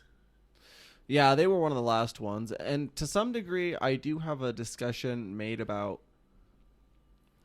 I did. It was because on my last podcast, I did a pro and con on America, and there was one of them that I did. It was about the why we split in the first place, and to some degree, there were some things that I found that I was like, I'm not trying to like crap on our founding fathers. It was just that I also understand that there were some things that we had it pretty nice, especially that. I think it was that I found that people in America are paying far less taxes than those in England. We, after the French and Indian War, a lot of us signed up for it because we were promised things, which I get why you'd be pissed off at the end if you didn't get it. But I mean, it was just usually the wealthy landowners that were going to gain from it anyway. A lot of the founding fathers were like our age when got over here and fighting Revolutionary War, things like that. Mm-hmm. It just kind of blows my mind because they were like our age fighting for all these things and end up coming out on top. Yeah, right. I mean, and we a lot of the people that are around our age are like, yeah, we can't do anything about it. We can't do anything about it. It's just how it is. Well, everyone nowadays is a big "don't rock the boat," which I also understand because there are times where I'm like, because I don't know if you ever listened to it before, but Eric Weinstein, he has The Portal. His podcast is The Portal, and he's fucking waste. He's one of those people that's too smart for his own good. But he was even saying recently, he was like, "It's time for revolution," and like he was on Joe Rogan. This is where I heard this on, and I've listened to The Portal, but he was on there recently, and he was like, "No, we just got to revolt." He's like, "It's done. It's not gonna work out." Like. He had his reasons and all that, but he was like, no, it's time to revolt. It's time to be done with it all. They're all full of shit. They don't know what... They're all obviously against our best interest. What do you do at that point? Hope that you can vote them out? Well, 90% of them are being paid off by someone else that gives them their opinion. Yeah, and see, this is the hard part is that you start getting... They want to call it a conspiracy theory these days about everything. If you start talking about how wealthy human beings can be, should a human being... Like, I don't want to get socialist and stuff because I also believe, to an extent, the capitalistic idea of... I mean, that's the whole incentive. If you work hard, you can get... You're going to be towards the top. But at the same time, yeah, should somebody be like Amazon's Jeff Bezos wealthy? Like, when you get to the point that you're so wealthy and you want them to, like, come back and, like, benefit you and, like, have it trickle down... But I mean, at the same time, if Jeff Bezos gave everything, which I wouldn't ask him to do necessarily, every person in the country would be so much more wealthy. everyone would have so many more at the same- resources. But yeah. but at the same time, I mean, Well, look at what is it, Rothschilds? yeah, they're one of those rich What are families. they, $400 trillion or something like that? It's probably one of those things where you look at it and they divide it up every time you look at it about who owns what and how much their net worth is. But you're like, but that's not. Basically, they own the world. And then, like, George Soros, and they're all the ones that, like, influence politics to push the way that they're trying to go. When you get that level of wealthy, though, I mean, you also have to think about, like, human instinct. I mean, Daxton Taylor, say you were worth billions, which is maybe like something you and I, we almost can't imagine the level of resources that gives you. But say you were on that level, for better or for worse, wouldn't you try kind of like, I look at you and I think you'd be doing it for the better, but wouldn't you try influencing stuff with your resources? Well, for the better or worse, everybody's going to have, like, a different opinion on whatever you're trying to do. Yeah, you're damned if you do, damned if you don't. Yeah. And, like, honestly, I would definitely do what I think would be better for the entire world, but... That's a weird thing for me is about people who do things that are... It's a weird thing, and that's another where I've gotten into some conspiracy theories just a little bit. Especially you see just like these old politicians. They're like 70 or 80, and they're doing shady things. I'm like, what is it that you think you're going to get out of it? Do you know something? The things about them, I think they understand that they're not going to get anywhere with some of the things that they're trying to push. But the ones that really get me is the ones that get elected and then they just don't do anything. They're just there for the ride. But what is it about these old people, though? Like these old folks that are like Biden. I mean, like, I don't know if he's necessarily like super... I don't know if he's super, he's a criminal, you know. I don't know if he has ulterior motives or not, but... I'm no investigator, but... Yeah. Neither of us are private detectives. I think that he has a vision and things that he thinks would better the world, but I don't think he has the right kind of vision to see what would actually do better. That's the hard part is all of us have... I think everyone agrees on what we want. It's more of a thought than... Yeah, I think that's what it is. A lot of us have the same... We want the same thing, a lot of it. For most things, maybe not all. We want the same thing, but it's about how we go about it.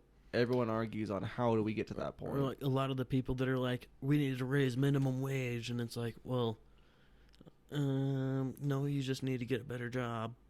And the hard part with that is I think something with coronavirus it's shown who is essential.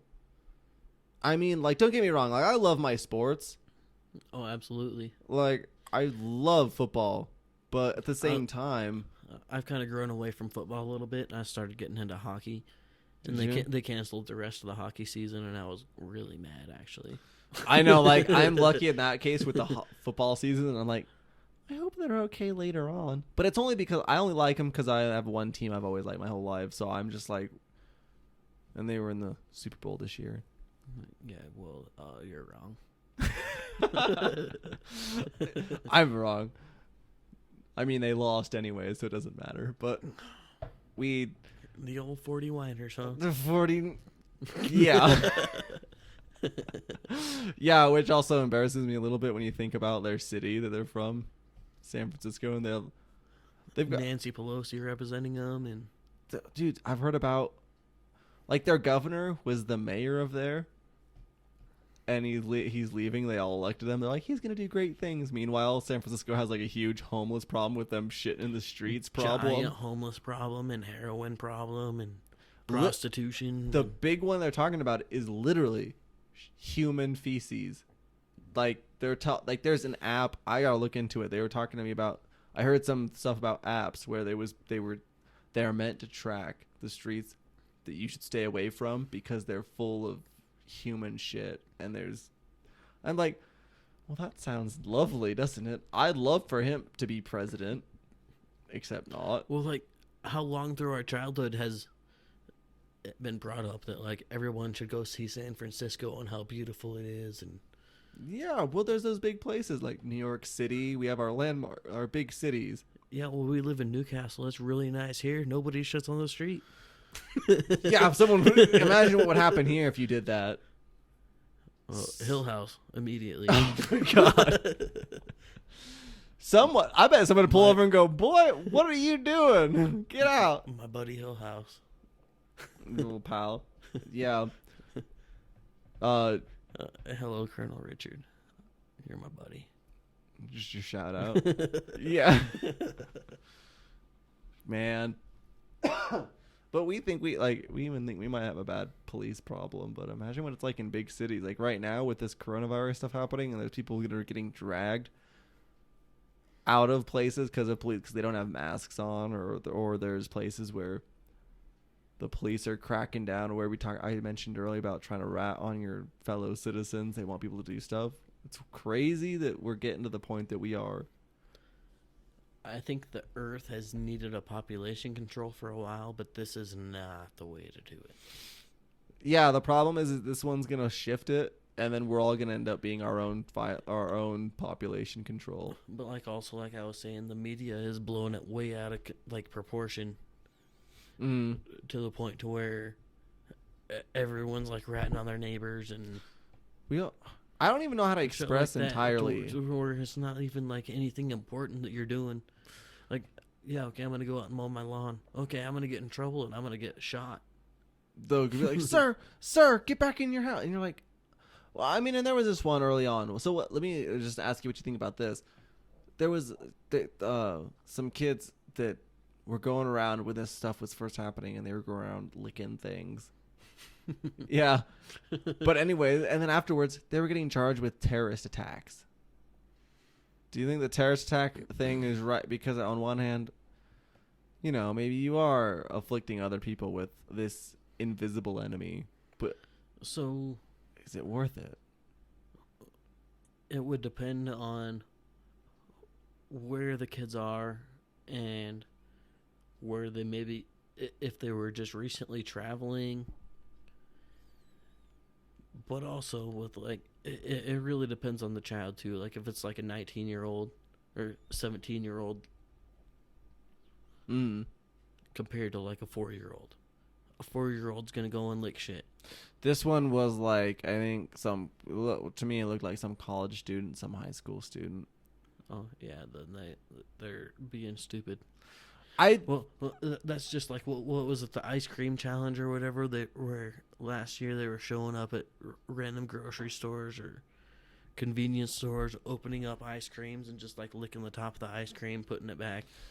Yeah, these stupid challenges, and that's almost where I equate this to. Is like, it's stupid, but you can't stop the whole thing unless you're gonna crack down on Gen Z and the ones afterwards. What are you gonna do? So. Some kid probably thought he was just doing something, but I wouldn't charge him with like terrorism. It's too hard. He's like, you're young and you're stupid, and I've done stupid. I might not have. I know for a fact I wouldn't have done that, but that kid should have definitely got arrested. But I think at most like manslaughter, unintentional manslaughter. I'd have just honestly made the kid, like, I'd give him just at that point where he was doing that shit, I'd be like, all right, here's an ankle bracelet, or why don't you just by yourself, and at a good distance, an officer will watch you. Why don't you go out and start doing some garbage removal? Why don't you start doing some for society? Yeah, you were trying to take away from it. Make him do, like, some community service. And yeah, give back. You're going to give back, and when you're not giving back, you're going to be at home. And you're going to wear a Hannibal Lecter mask. Because I said so. I have a thing. Yeah, with that kind of stuff, I just think we're people blowing stuff out of proportion. In general, even before all this shit happened, people shouldn't be trying to spread germs like that. No, I mean, because it comes right down to if you get sick. And there's this one thing where I did want to mention to you about. A lot of people wanted to say, if you're sick, stay home. But that one's also a tricky one because when you're supporting yourself and say, like in my case, like I don't make a ton of money. If I was gone every time, I mean, like if I'm gone too long during sick, I get fired. And I've seen it recently. I had a coworker that was sick, had pink eye, and our boss was pissed off. She was wanting him back. She's like, well, why? What is he, dirty? Is he gross? Why isn't he back? I was like, well, I don't know. Fire it. It happens the way it happens. Because pink eye is contagious for what, like 24 hours or something like that after you get like the antibiotics and. Yeah, and we work in a healthcare industry, so Yeah. they're very strict about like what you can have if you're gonna show up. Like if you've got diarrhea, if you have a fever, if you have anything that's contagious, or if you're coughing too much, they'll ask you to leave. That's basically been the same stipulations that the coal mining industry has been giving us too. Which is why I'm confused as to why they think things are bad now. I mean, I get it. I think I'm stuck on the portion of I'm too scared for what happens afterwards. That's kind of more where I'm at too. It's like I don't know what is going to happen, but I am sure that it's not going to be great, and a lot of it's going to be from people overreacting. Well, I've even said this before. Coronavirus hasn't done much to me. The people in our policies have. So that's what I'm scared of. I'm scared of what happens after. What happens? Like, do you have a zombie plan? Do you have a plan? What happens with the apocalypse plan? I think I might have told you this, but I have a lot of guns that I'm available with. I have a lot of knives. I think I probably have more than 40 knives in my house that are like probably more than 12 inches long. Why I said you were my zombie plan. I'm like, I don't have to have a zombie plan. I'm gonna go find Daxton. Yeah, just show up. We got a bunch of food. We got a bunch of guns. I have a policy that if I get infected, don't worry about it. Just take me out. It's not me anymore. If it is, I'll throw you some signs. Yeah, if I get bit, just shoot me. If I get bit, yeah, I'll be like, close my eyes. 1, 2, 3. Ah, go ahead. Shoot me. Consider this the rapture. Shoot me. Yeah. So in those cases, I'd be fine. Yeah, no, go ahead and do that. But otherwise, I was thinking, say there's no zombies, then all the stuff's going on. It's also led me to believe I don't think a lot of us know what to do if this stuff happened. I think most people don't know what to do. Like half the world's population just up and dies. Basically, let's say that. Let's put that into a perspective, Yeah, what do you do? Because, like, America itself is over 350 million. So, what do we do? Say half our population died off. Holy God. There would be so many companies that would have to just up and quit. And, like, obviously, probably local little things. There'd be a lot of things. It'd be like you'd have to keep open grocery stores, personal protection types of things. It would show the essential workers for sure. The absolute essential workers. Yeah, and then that's what brought me up to earlier where I was like just thinking, so should we pay our essential workers better just inherently? At that point, pay wouldn't even be worth whatever. No. It would be keeping the people alive. It would be the pay. Oh, and that was a thing I saw was that, and Amanda saw it too, there were people in the banks and they were ahead of us and they were pulling out their like life savings and they were like asking for, they're like, hey, I want everything in my savings. And I had my questions with that. I was like, if shit really hits the fan, did you know that your money's going to be worthless?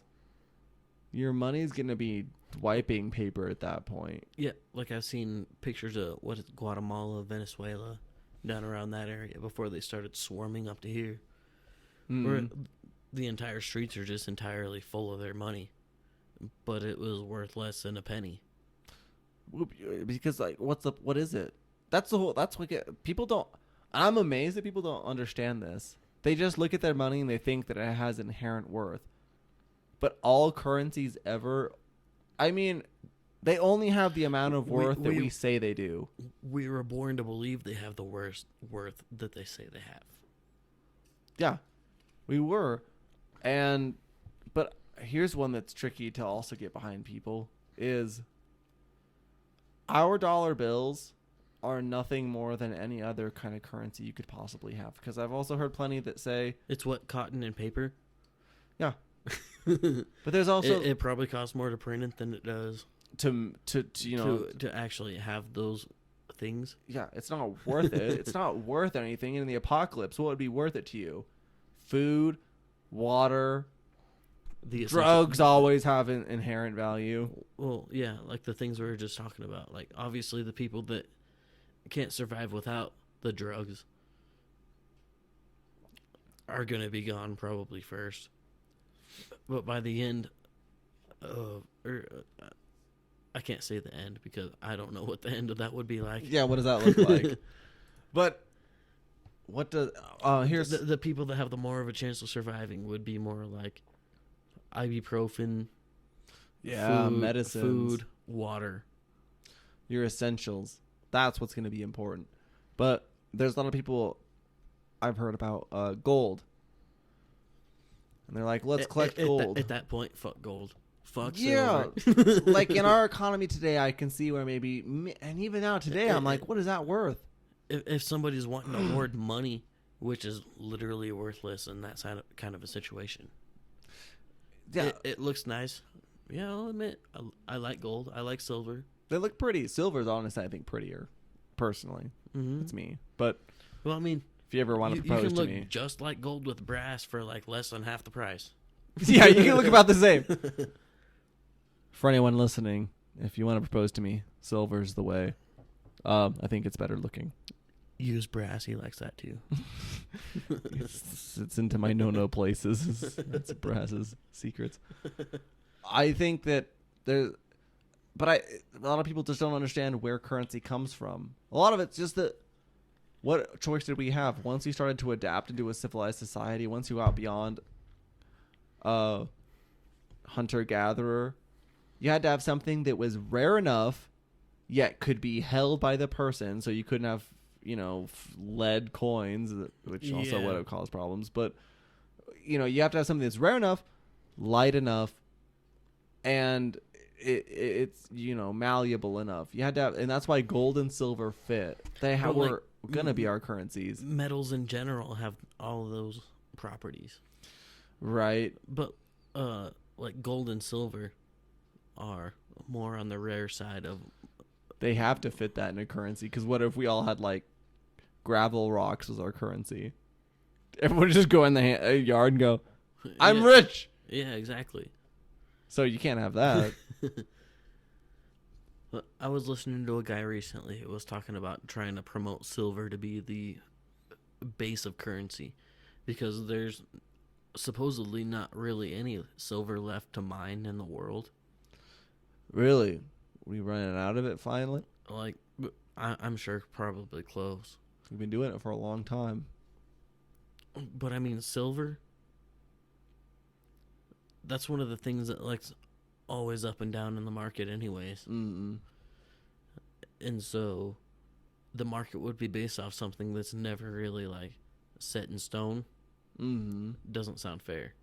Kind of like oil. Oil has kind of really been one of the things that's been. Yeah, that one's always up and down. It's hard.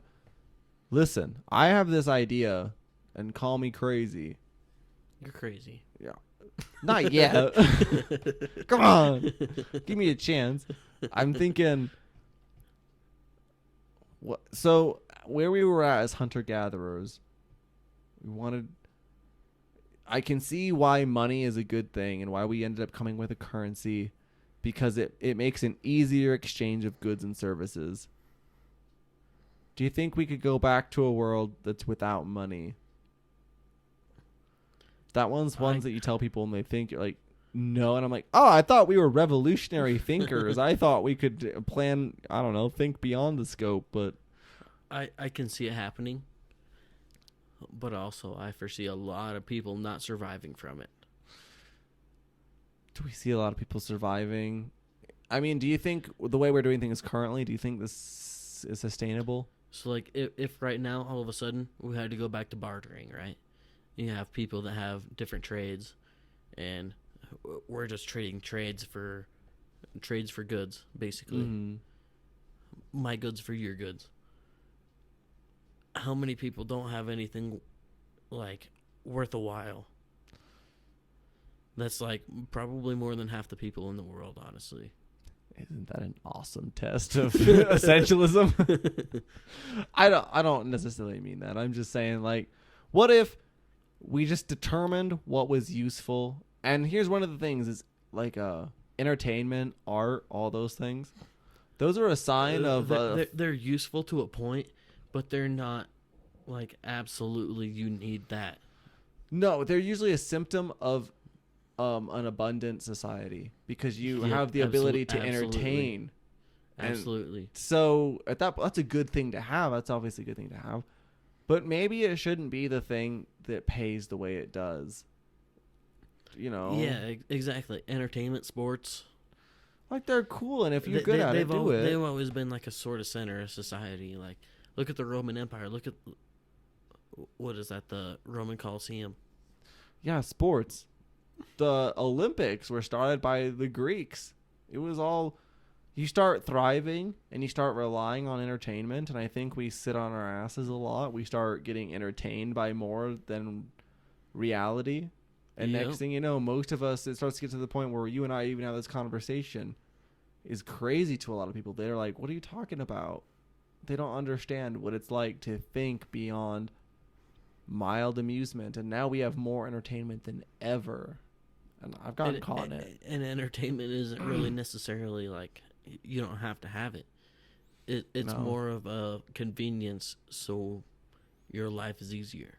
Yeah, because like what happens if everything shuts down? You don't have Facebook, Twitter, Snapchat. So what are you going to do? What do you have? What is your biggest fame that you've done some TikTok?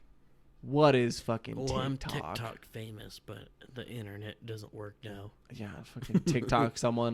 I did a weird dance and a head bop to a song I heard. 7,000 people saw it. Yeah, I'm a big deal, basically.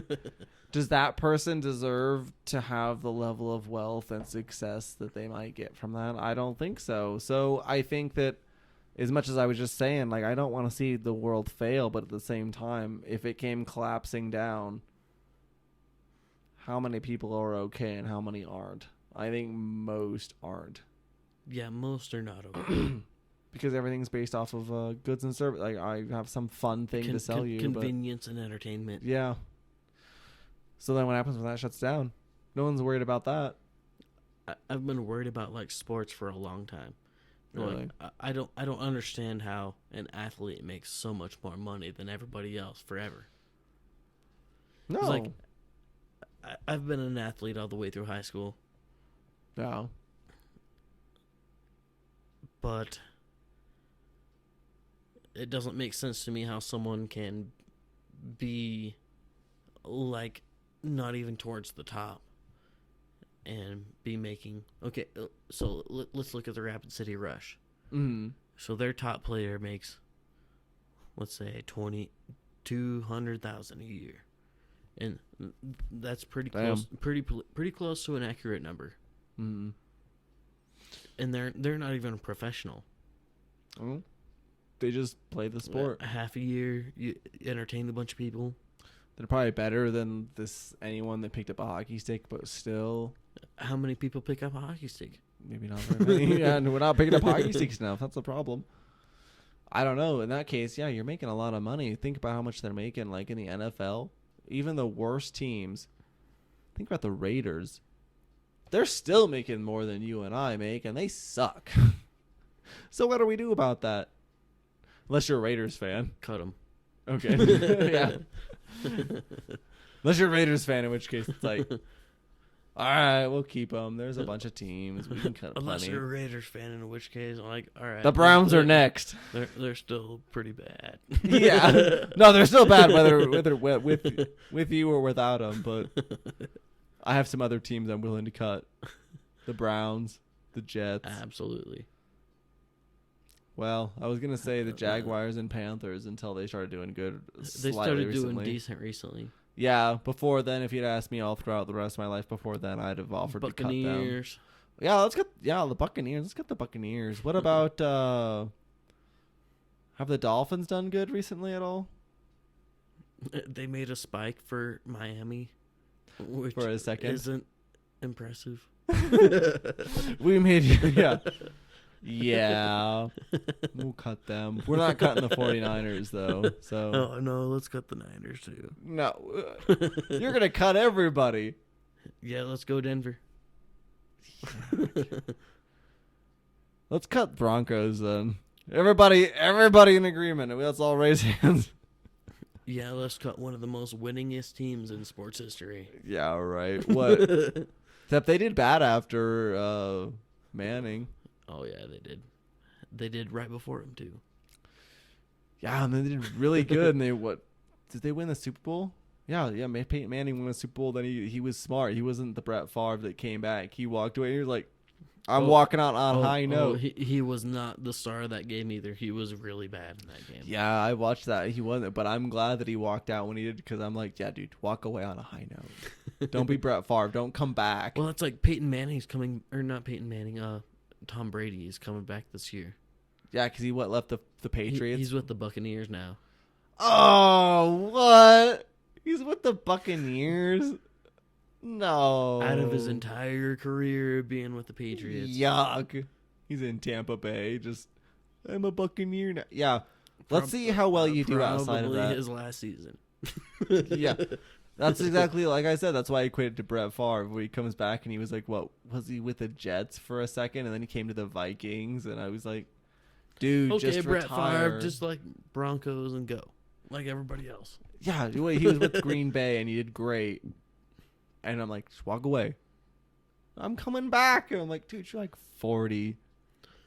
Come on. Well, like Brett Favre, Peyton Manning, and Tom Brady, they're all three really easily comparable people.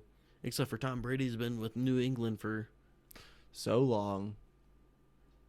I wonder, yeah, he's not going to do good because I've heard the Patriots are just a really good institution and really... Well, he really didn't have to do any of the work. It was just like... Everyone was good. They were really... That's why I say they're a good institution. Like, he didn't have much to deal with in that case. What do you do the way that their playbook is set up to where he didn't really have to do anything. So then at that point, just throw the ball. Everyone's super good. You have good plays. Coach Belichick sounds like a good coach, even if we disagree with his methods at times. Turns out he can still win a game. Yeah. Spying on him. Yes. Deflate the ball a little bit. You're going to be golden. Yeah, in those cases. I think it's about time for another break, buddy. It's either time for another break, or do you want to call it quits? I mean, we're about an hour and 50 minutes or so. Do you have Let me see. How many more questions do you have? I just want to know, like, we can take a little bit of a break. Let's take a little bit of a break. I'll try to fill in the rest of my questions, and then we'll call it quits. Does that sound fair? Works for me, buddy. All right. So we're back from our sabbatical. We're back into the podcast world. Yep, the long one. How much did we drink? Good bit. Good bit. That's okay. This whiskey's almost gone. The peanut butter whiskey, which I suggest anyone give it a whirl. Someone will tell you, that's nasty, which might be me, but at the same time. Do it. Yeah. You owe it to yourself to do it. Which I'm going to do it again right now. Yeah, I have high hopes to try it afterward. However, with that being said, I did want to talk to you about, so we talked about you being which I coined, which I'm sure someone else has coined already, but you being a meme lord. What do you think about social media? Like, I see you're present on Facebook, but are you present on anything else, and why Facebook? Well, I'm not very present on anything else other than Facebook. No. Like, I have a very, very, very, very small presence on Instagram. and that's really about it. Yeah. So, I mean, how come that is? I'm not really like the person to like take a bunch of selfies or like worry about the way that I look. But Just- like yeah. I prefer rather being the really funny guy. Yeah, which is hard to do. How do you do that? Like on Instagram, for example, how do you do that? You're just supposed to post pictures of yourself and have a deep quote. Unless you got a sexy booty that you're holding out on all of us, then I'll post my sexy booty before too long. Don't worry about that. yeah, you better have a good quote to defend it. But yeah, I really don't post on Instagram. Like it's been, I think I downloaded it like less than a year ago. I think I got like 4 or 5 posts, maybe. Right. But like the way that I look doesn't really matter to a whole lot of people, I don't think. Where do I go about this? It shouldn't matter. At the same time, for so many people it does, and especially if you want to males to females. I mean, it's just not, and also interest to interest. Like you and I don't necessarily have a reason to post on that all the time. I don't have anything that's of interest. I don't have anything that's of value necessarily. And even then, there's people who are good at something that they do and they post all the time on Instagram or something like that. I'm like, I don't care. Yeah, like the people that are famous that post like Instagram pictures all the time. Mm-hmm. We're like, hey, look at my butt. That's literally all they have to offer. Yeah, so But why do you like, care? I have way more to offer than just like whatever I post on Instagram. I think it's people like you and me that are like, hey, meet us in person. We'll shoot the shit and You'll have a good time. a lot more fun with me than whatever you will looking at my butt. And don't get me wrong, you'll have a good time looking at my butt, but it's just that I got more than that. My butt is pretty great. We have bodacious booties. However, that being said, I think that it's just kind of that I think that's almost why you have been present on Facebook, is because it's easier on that platform to just share memes and just there's people connecting with each other on that, people posting stuff, so then you post something, and then it's just a lot of the times I'm anymore, like, you know, on Facebook, I'm not trying to get in touch with more funny memes or anything like that. I'm not avidly looking for it. So then someone like you that maybe did at some point where things are being shared to you, maybe you look for stuff, and then next thing you know, you become our supplier. You're a supplier of memes for an area of people. It was literally an accident. Yeah, I just started sharing shit that I started seeing that I liked. Like a lot of the things that I share is like recipes and real funny shit. Things that I normally wouldn't post to my own page. And just stuff like that. But you ended up on top. I think a lot of it has to do with your personality, because here's the thing. I'll be honest. There's some people that will post something and it's almost like it could be funny. There's some where they post something and it's fucked up. You're like, it, but I get, yeah, just what you did. I'm like, I still might maybe get a laugh out of it. I don't know. But it's maybe funny, but it depends on who posts it. It's almost like who I'm receiving it from. There's some people who post something and I'm like, oh, you're daring, aren't you?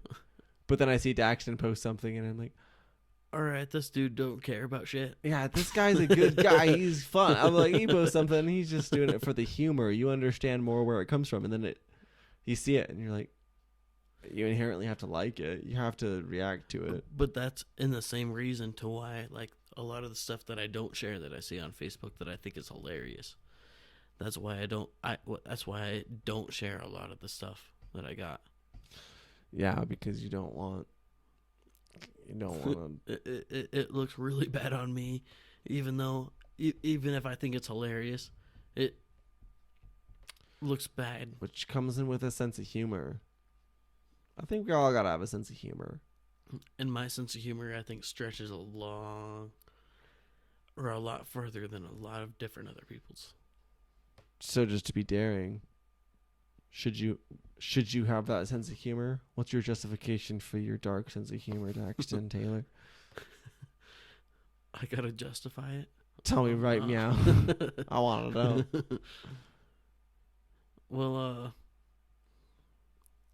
In these dark times. people getting offended kind of actually really humors me, because if they're getting butthurt over something, they should be more active against trying to go against it, which doesn't make sense to me either. But also, everything's kind of funny to me.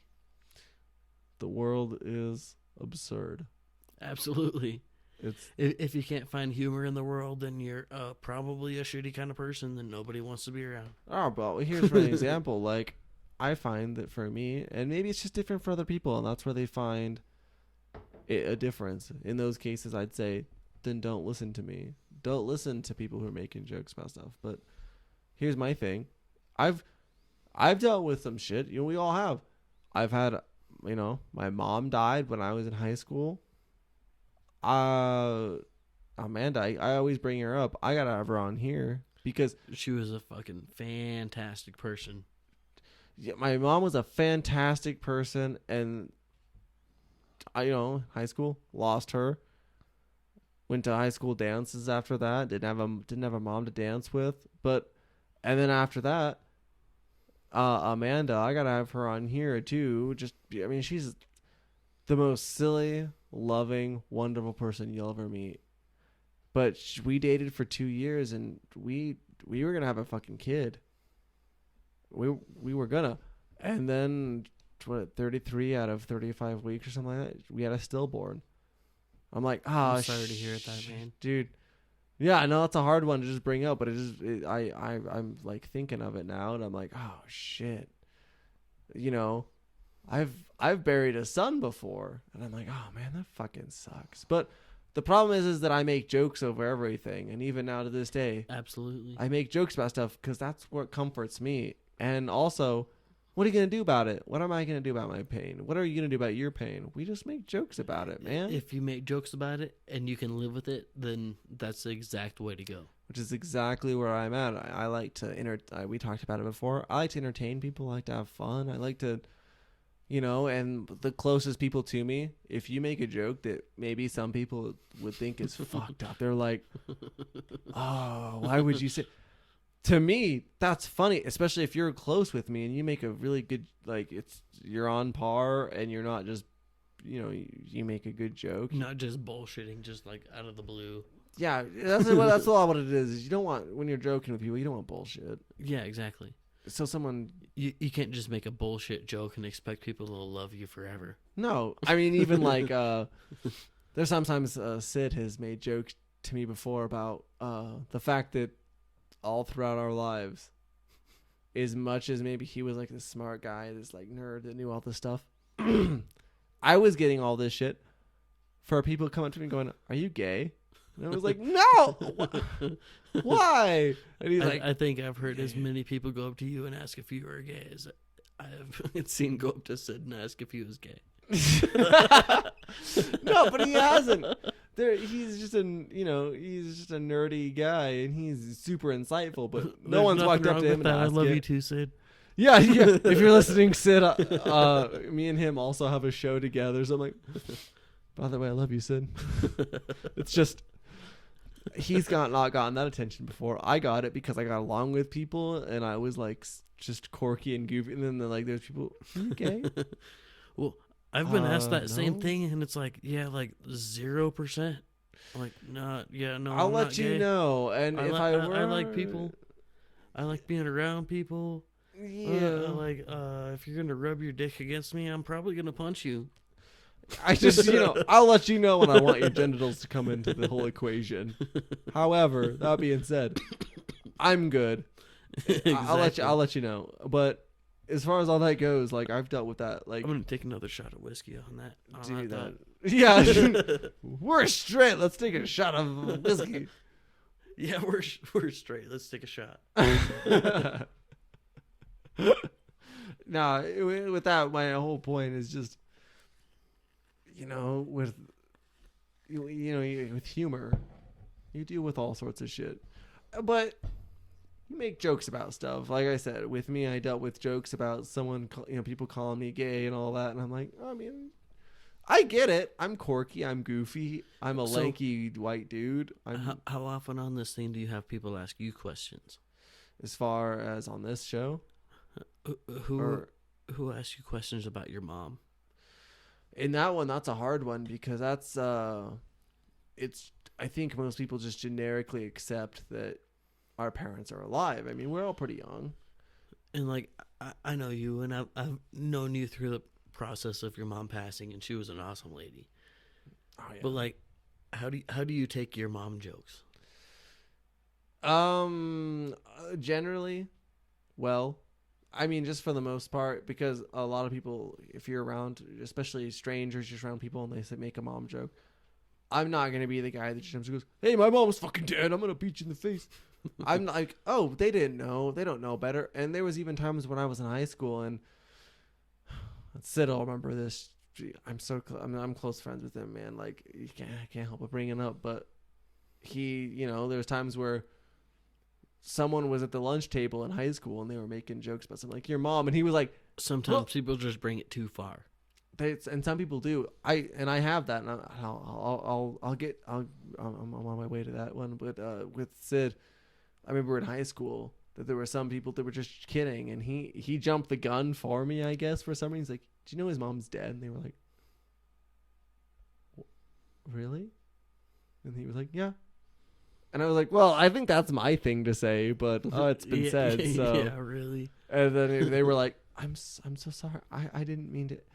There's some people I've met, and I won't name their names, but there's been a couple people that thought it was funny to say something about, like, make a joke. Like, they thought that they were being funny, and I get dark humor.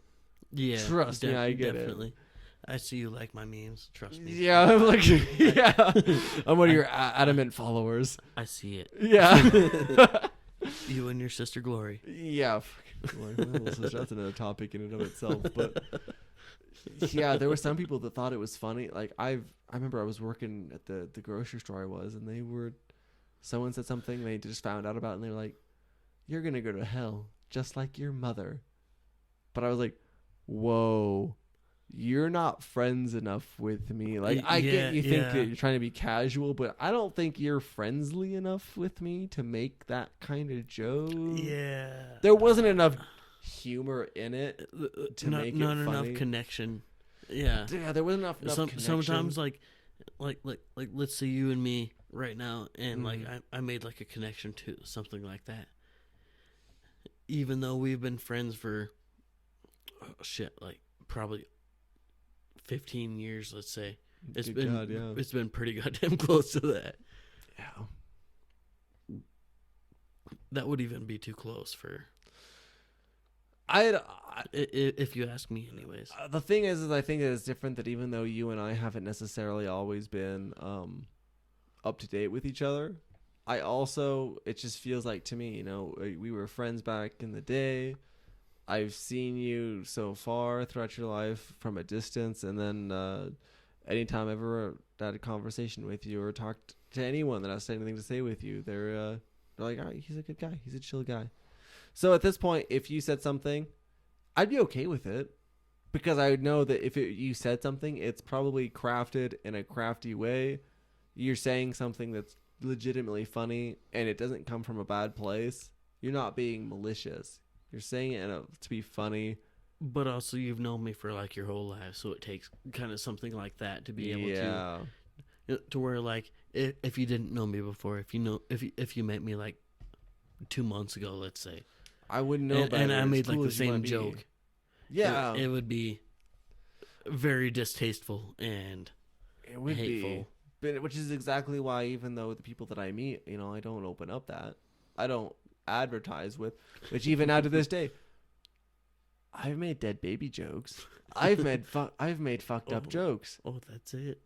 No, but the fact is that relates to me, and then like other people, there's times where someone will make a joke, and then all of a sudden they realize, oh, Tanner's buried his own kid before, and they're like, I'm so sorry, and I'm like, no, I'm not sorry, because if you were just making a joke to make a joke and you're being humorous, go for it. Just make a joke. I want you to be funny. I want you to express yourself. But if it comes from somewhere where you're maybe attacking me, it better be that you're close, and I know that your intent wasn't malicious. You were just making, because I can take jabs as a person. I mean, like, that's fine. Oh yeah. So if you're just throwing a jab, that's fine. That's fine. But I need to know that it's coming from a benevolent place. If somebody just randomly throws a jab and they're just being a dickhead, they're probably not going to be the same kind of friend that they were before. No, and almost to me though, and there's sometimes where you can cross a line still, and I also admit sometimes it depends on my mood. I mean, and I accept that people in that position might be that way, but for the most part, if I'm the closer friends I am with you, the more rights you have to just mock my life, because it's okay. Like, I get it, I understand. Like, that's life, and that's comedy. That's comedy. I'm sure all of our lives give us a good material. I really hope some of my friends write some comedic shit about the things that they've done with me, because they will get big. Yeah, but that's exactly why there's something that I have to admit about myself.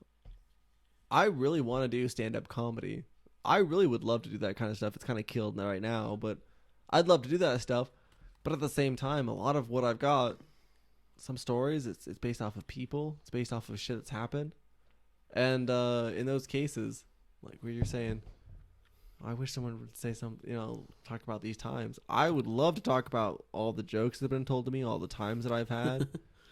But, dude, so a lot of the things that I've seen in comedy are people that have had the things experienced themselves, and they bring it out in their own way.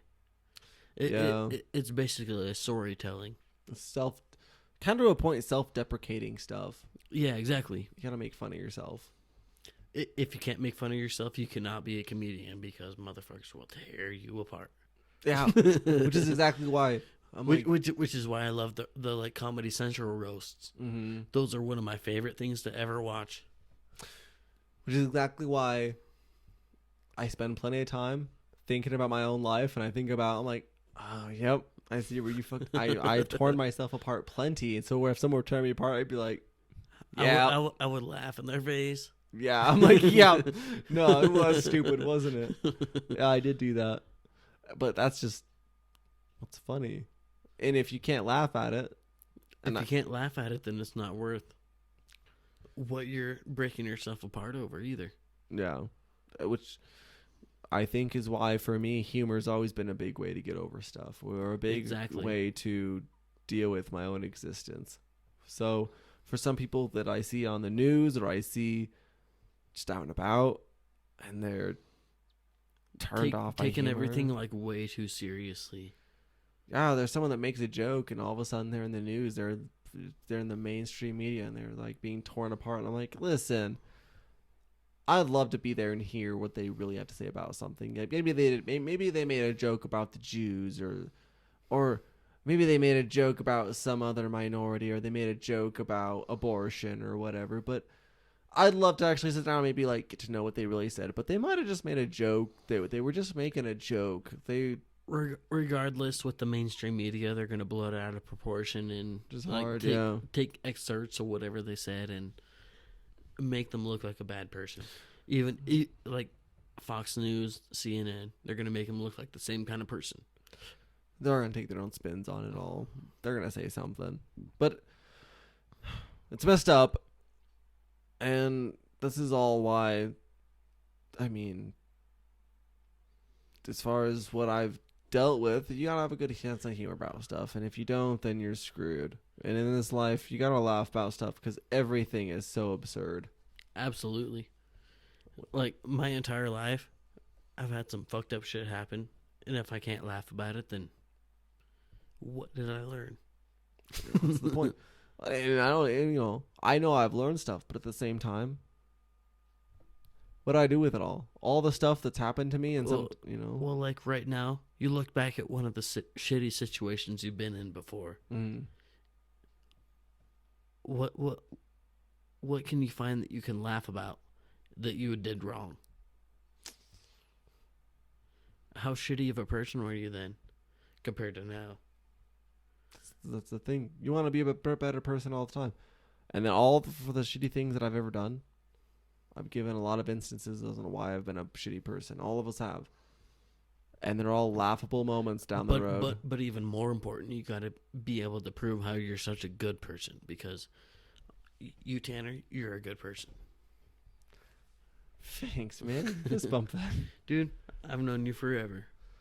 It's just so weird. Like, in this case, it's just like, that's almost what I really love about this. And this is why I mentioned to you about how hard it is to get people on this. But honestly, I think it's a good experiment. It's almost really good in that you get to sit down with somebody and there's no distractions. As much as maybe you and I might have texts, or we might have... Or like I heard the random people fighting earlier. And yeah, in the apartment across. There's a lot of stuff going on. Fuck those guys, they're not important. Yeah. Fuck yourselves. But as much as having people sat down and you're talking in front of them, it's honestly what I've realized is some of the most beautiful side of humanity. Like, even as much as me, you know, I've only have one episode up, but I've sat here and talked with some people. I've experimented with some stuff just to try and like play the field a little bit, understand what I'm doing. But at the same time, it's like, in doing this, it's been some of the greatest moments I've had of having someone sat down that's right in front of you and you can make eye contact and there's no other distraction. You're one of the kind of people that can like talk to anybody in the entire world and like bring anything out of them. And that's like one of the better kinds of entertainment, even though it's just like talking back and forth or whatever. Because like most people enjoy music or whatever, you know. But at the same time, the most important is bringing the best out of people, regardless of whether it's music, what they want to do, or any kind of dialogue. Yeah, you want to bring out the best in people, and with this case, I love the beauty of sitting someone down, and no matter how maybe toxic they are on social media, no matter how toxic they might be in certain situations. I'm definitely toxic on social media. You're toxic. If you want to add me. Yeah, he's Daxton Taylor. He's your meme lord. Look him up. However, that being said, I do love sitting down and talking to these perspectives, and that's why I really wanted to have you on, especially because I was like, you know what? He's a chill guy, but he's perspective. He has perspective, and that's what I want. I want people to have opinions and sit down, and I want to sit there and chit-chat with people, and I don't know how well I always do, but I want to have people to chit-chat because we're all different, and we are all unique, and this is where it's at. There's nothing more, almost in my opinion, than us just, you know, two people sitting down. Conversating. Yeah, and in this case, with this podcast, especially when I have someone sitting in front of me, I have someone that's sitting down. You can make eye contact. You guys are like, literally, there's nothing else in the world that matters other than us two. Yeah, really true. So at that point, yeah. Well, remember that radio station I was telling you about that I listened to at work? Yeah. That Coast to Coast? Mm-hmm. They have different doctors and people that are like very, very, very experienced in their field call in, and they'll have like hour-long conversations over the phone rather than like how we're doing it right now, face to face. Yeah, that's another one, the distant one.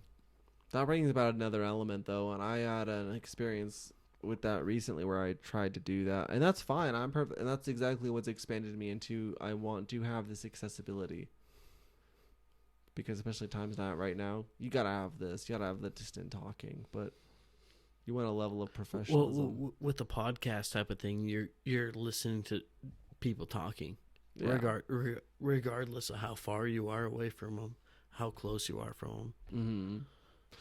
That's that sort of entertainment. The hard part is, you know, when you get guests, then you're looking for probably distance right now. And that's a hard one because it lacks the personal experience. It lacks, you know, looking up and seeing the other person. Exactly like I was saying earlier, like humans are like a social interaction type of creature. Mm-hmm. We like require handshakes, hugs, running into each other, like all that kind of things. Yeah, I care the most when I've seen somebody and I know somebody and we have a good conversation. We just had a good conversation with Mike tonight, and you know, you sit there and chit chat with somebody and you have social interests and you see each other behave in the goofy ways that you do. Like, I'm a goofy creature. You're a goofy creature. Oh yeah, I'm a goofy creature. Mike's a goofy creature. But you sit there and you see somebody be the way they are, and that's almost why you just see them and you're like, you're a good goofy one though. You're good, and I enjoy having you. And that's what it is. Humans love that interaction. We're far more tribalistic and goofy. Absolutely. Than we love to admit. So, you know, with that, tribalistic. I'm also Native American. Believe it or not. Are you? Yeah. Look at me. I'm white. Look at me. You're tanner than I am, and my name's Tanner, man. You've always had a little natural glow about you. You got this. Oh, I gotta show you then. You've always had this. I feel like it. You've always just had this tan skin, and you're like always. And you're like, why can't I be that tan? I'm so pale. I'm porcelain. Oh no. Tribal membership card. Oh man, you got some Native American representation. Yeah. Choctaw? Choctaw. Man, what does that mean? What does that mean to you? My favorite casino.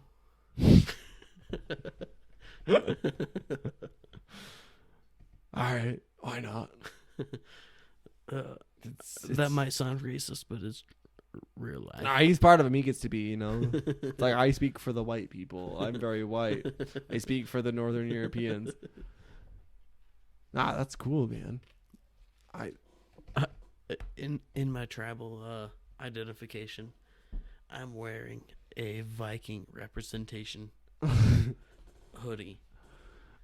Where it's I have the Vegosphere, which is the Norse compass. Oh yeah, really? Yeah. So I'm wearing a Viking thing and a North American Indian identification card. He's inclusive. Let's elect Daxton Taylor this year, 2020. What do you do as first, Mr. President? Take a picture like Reagan.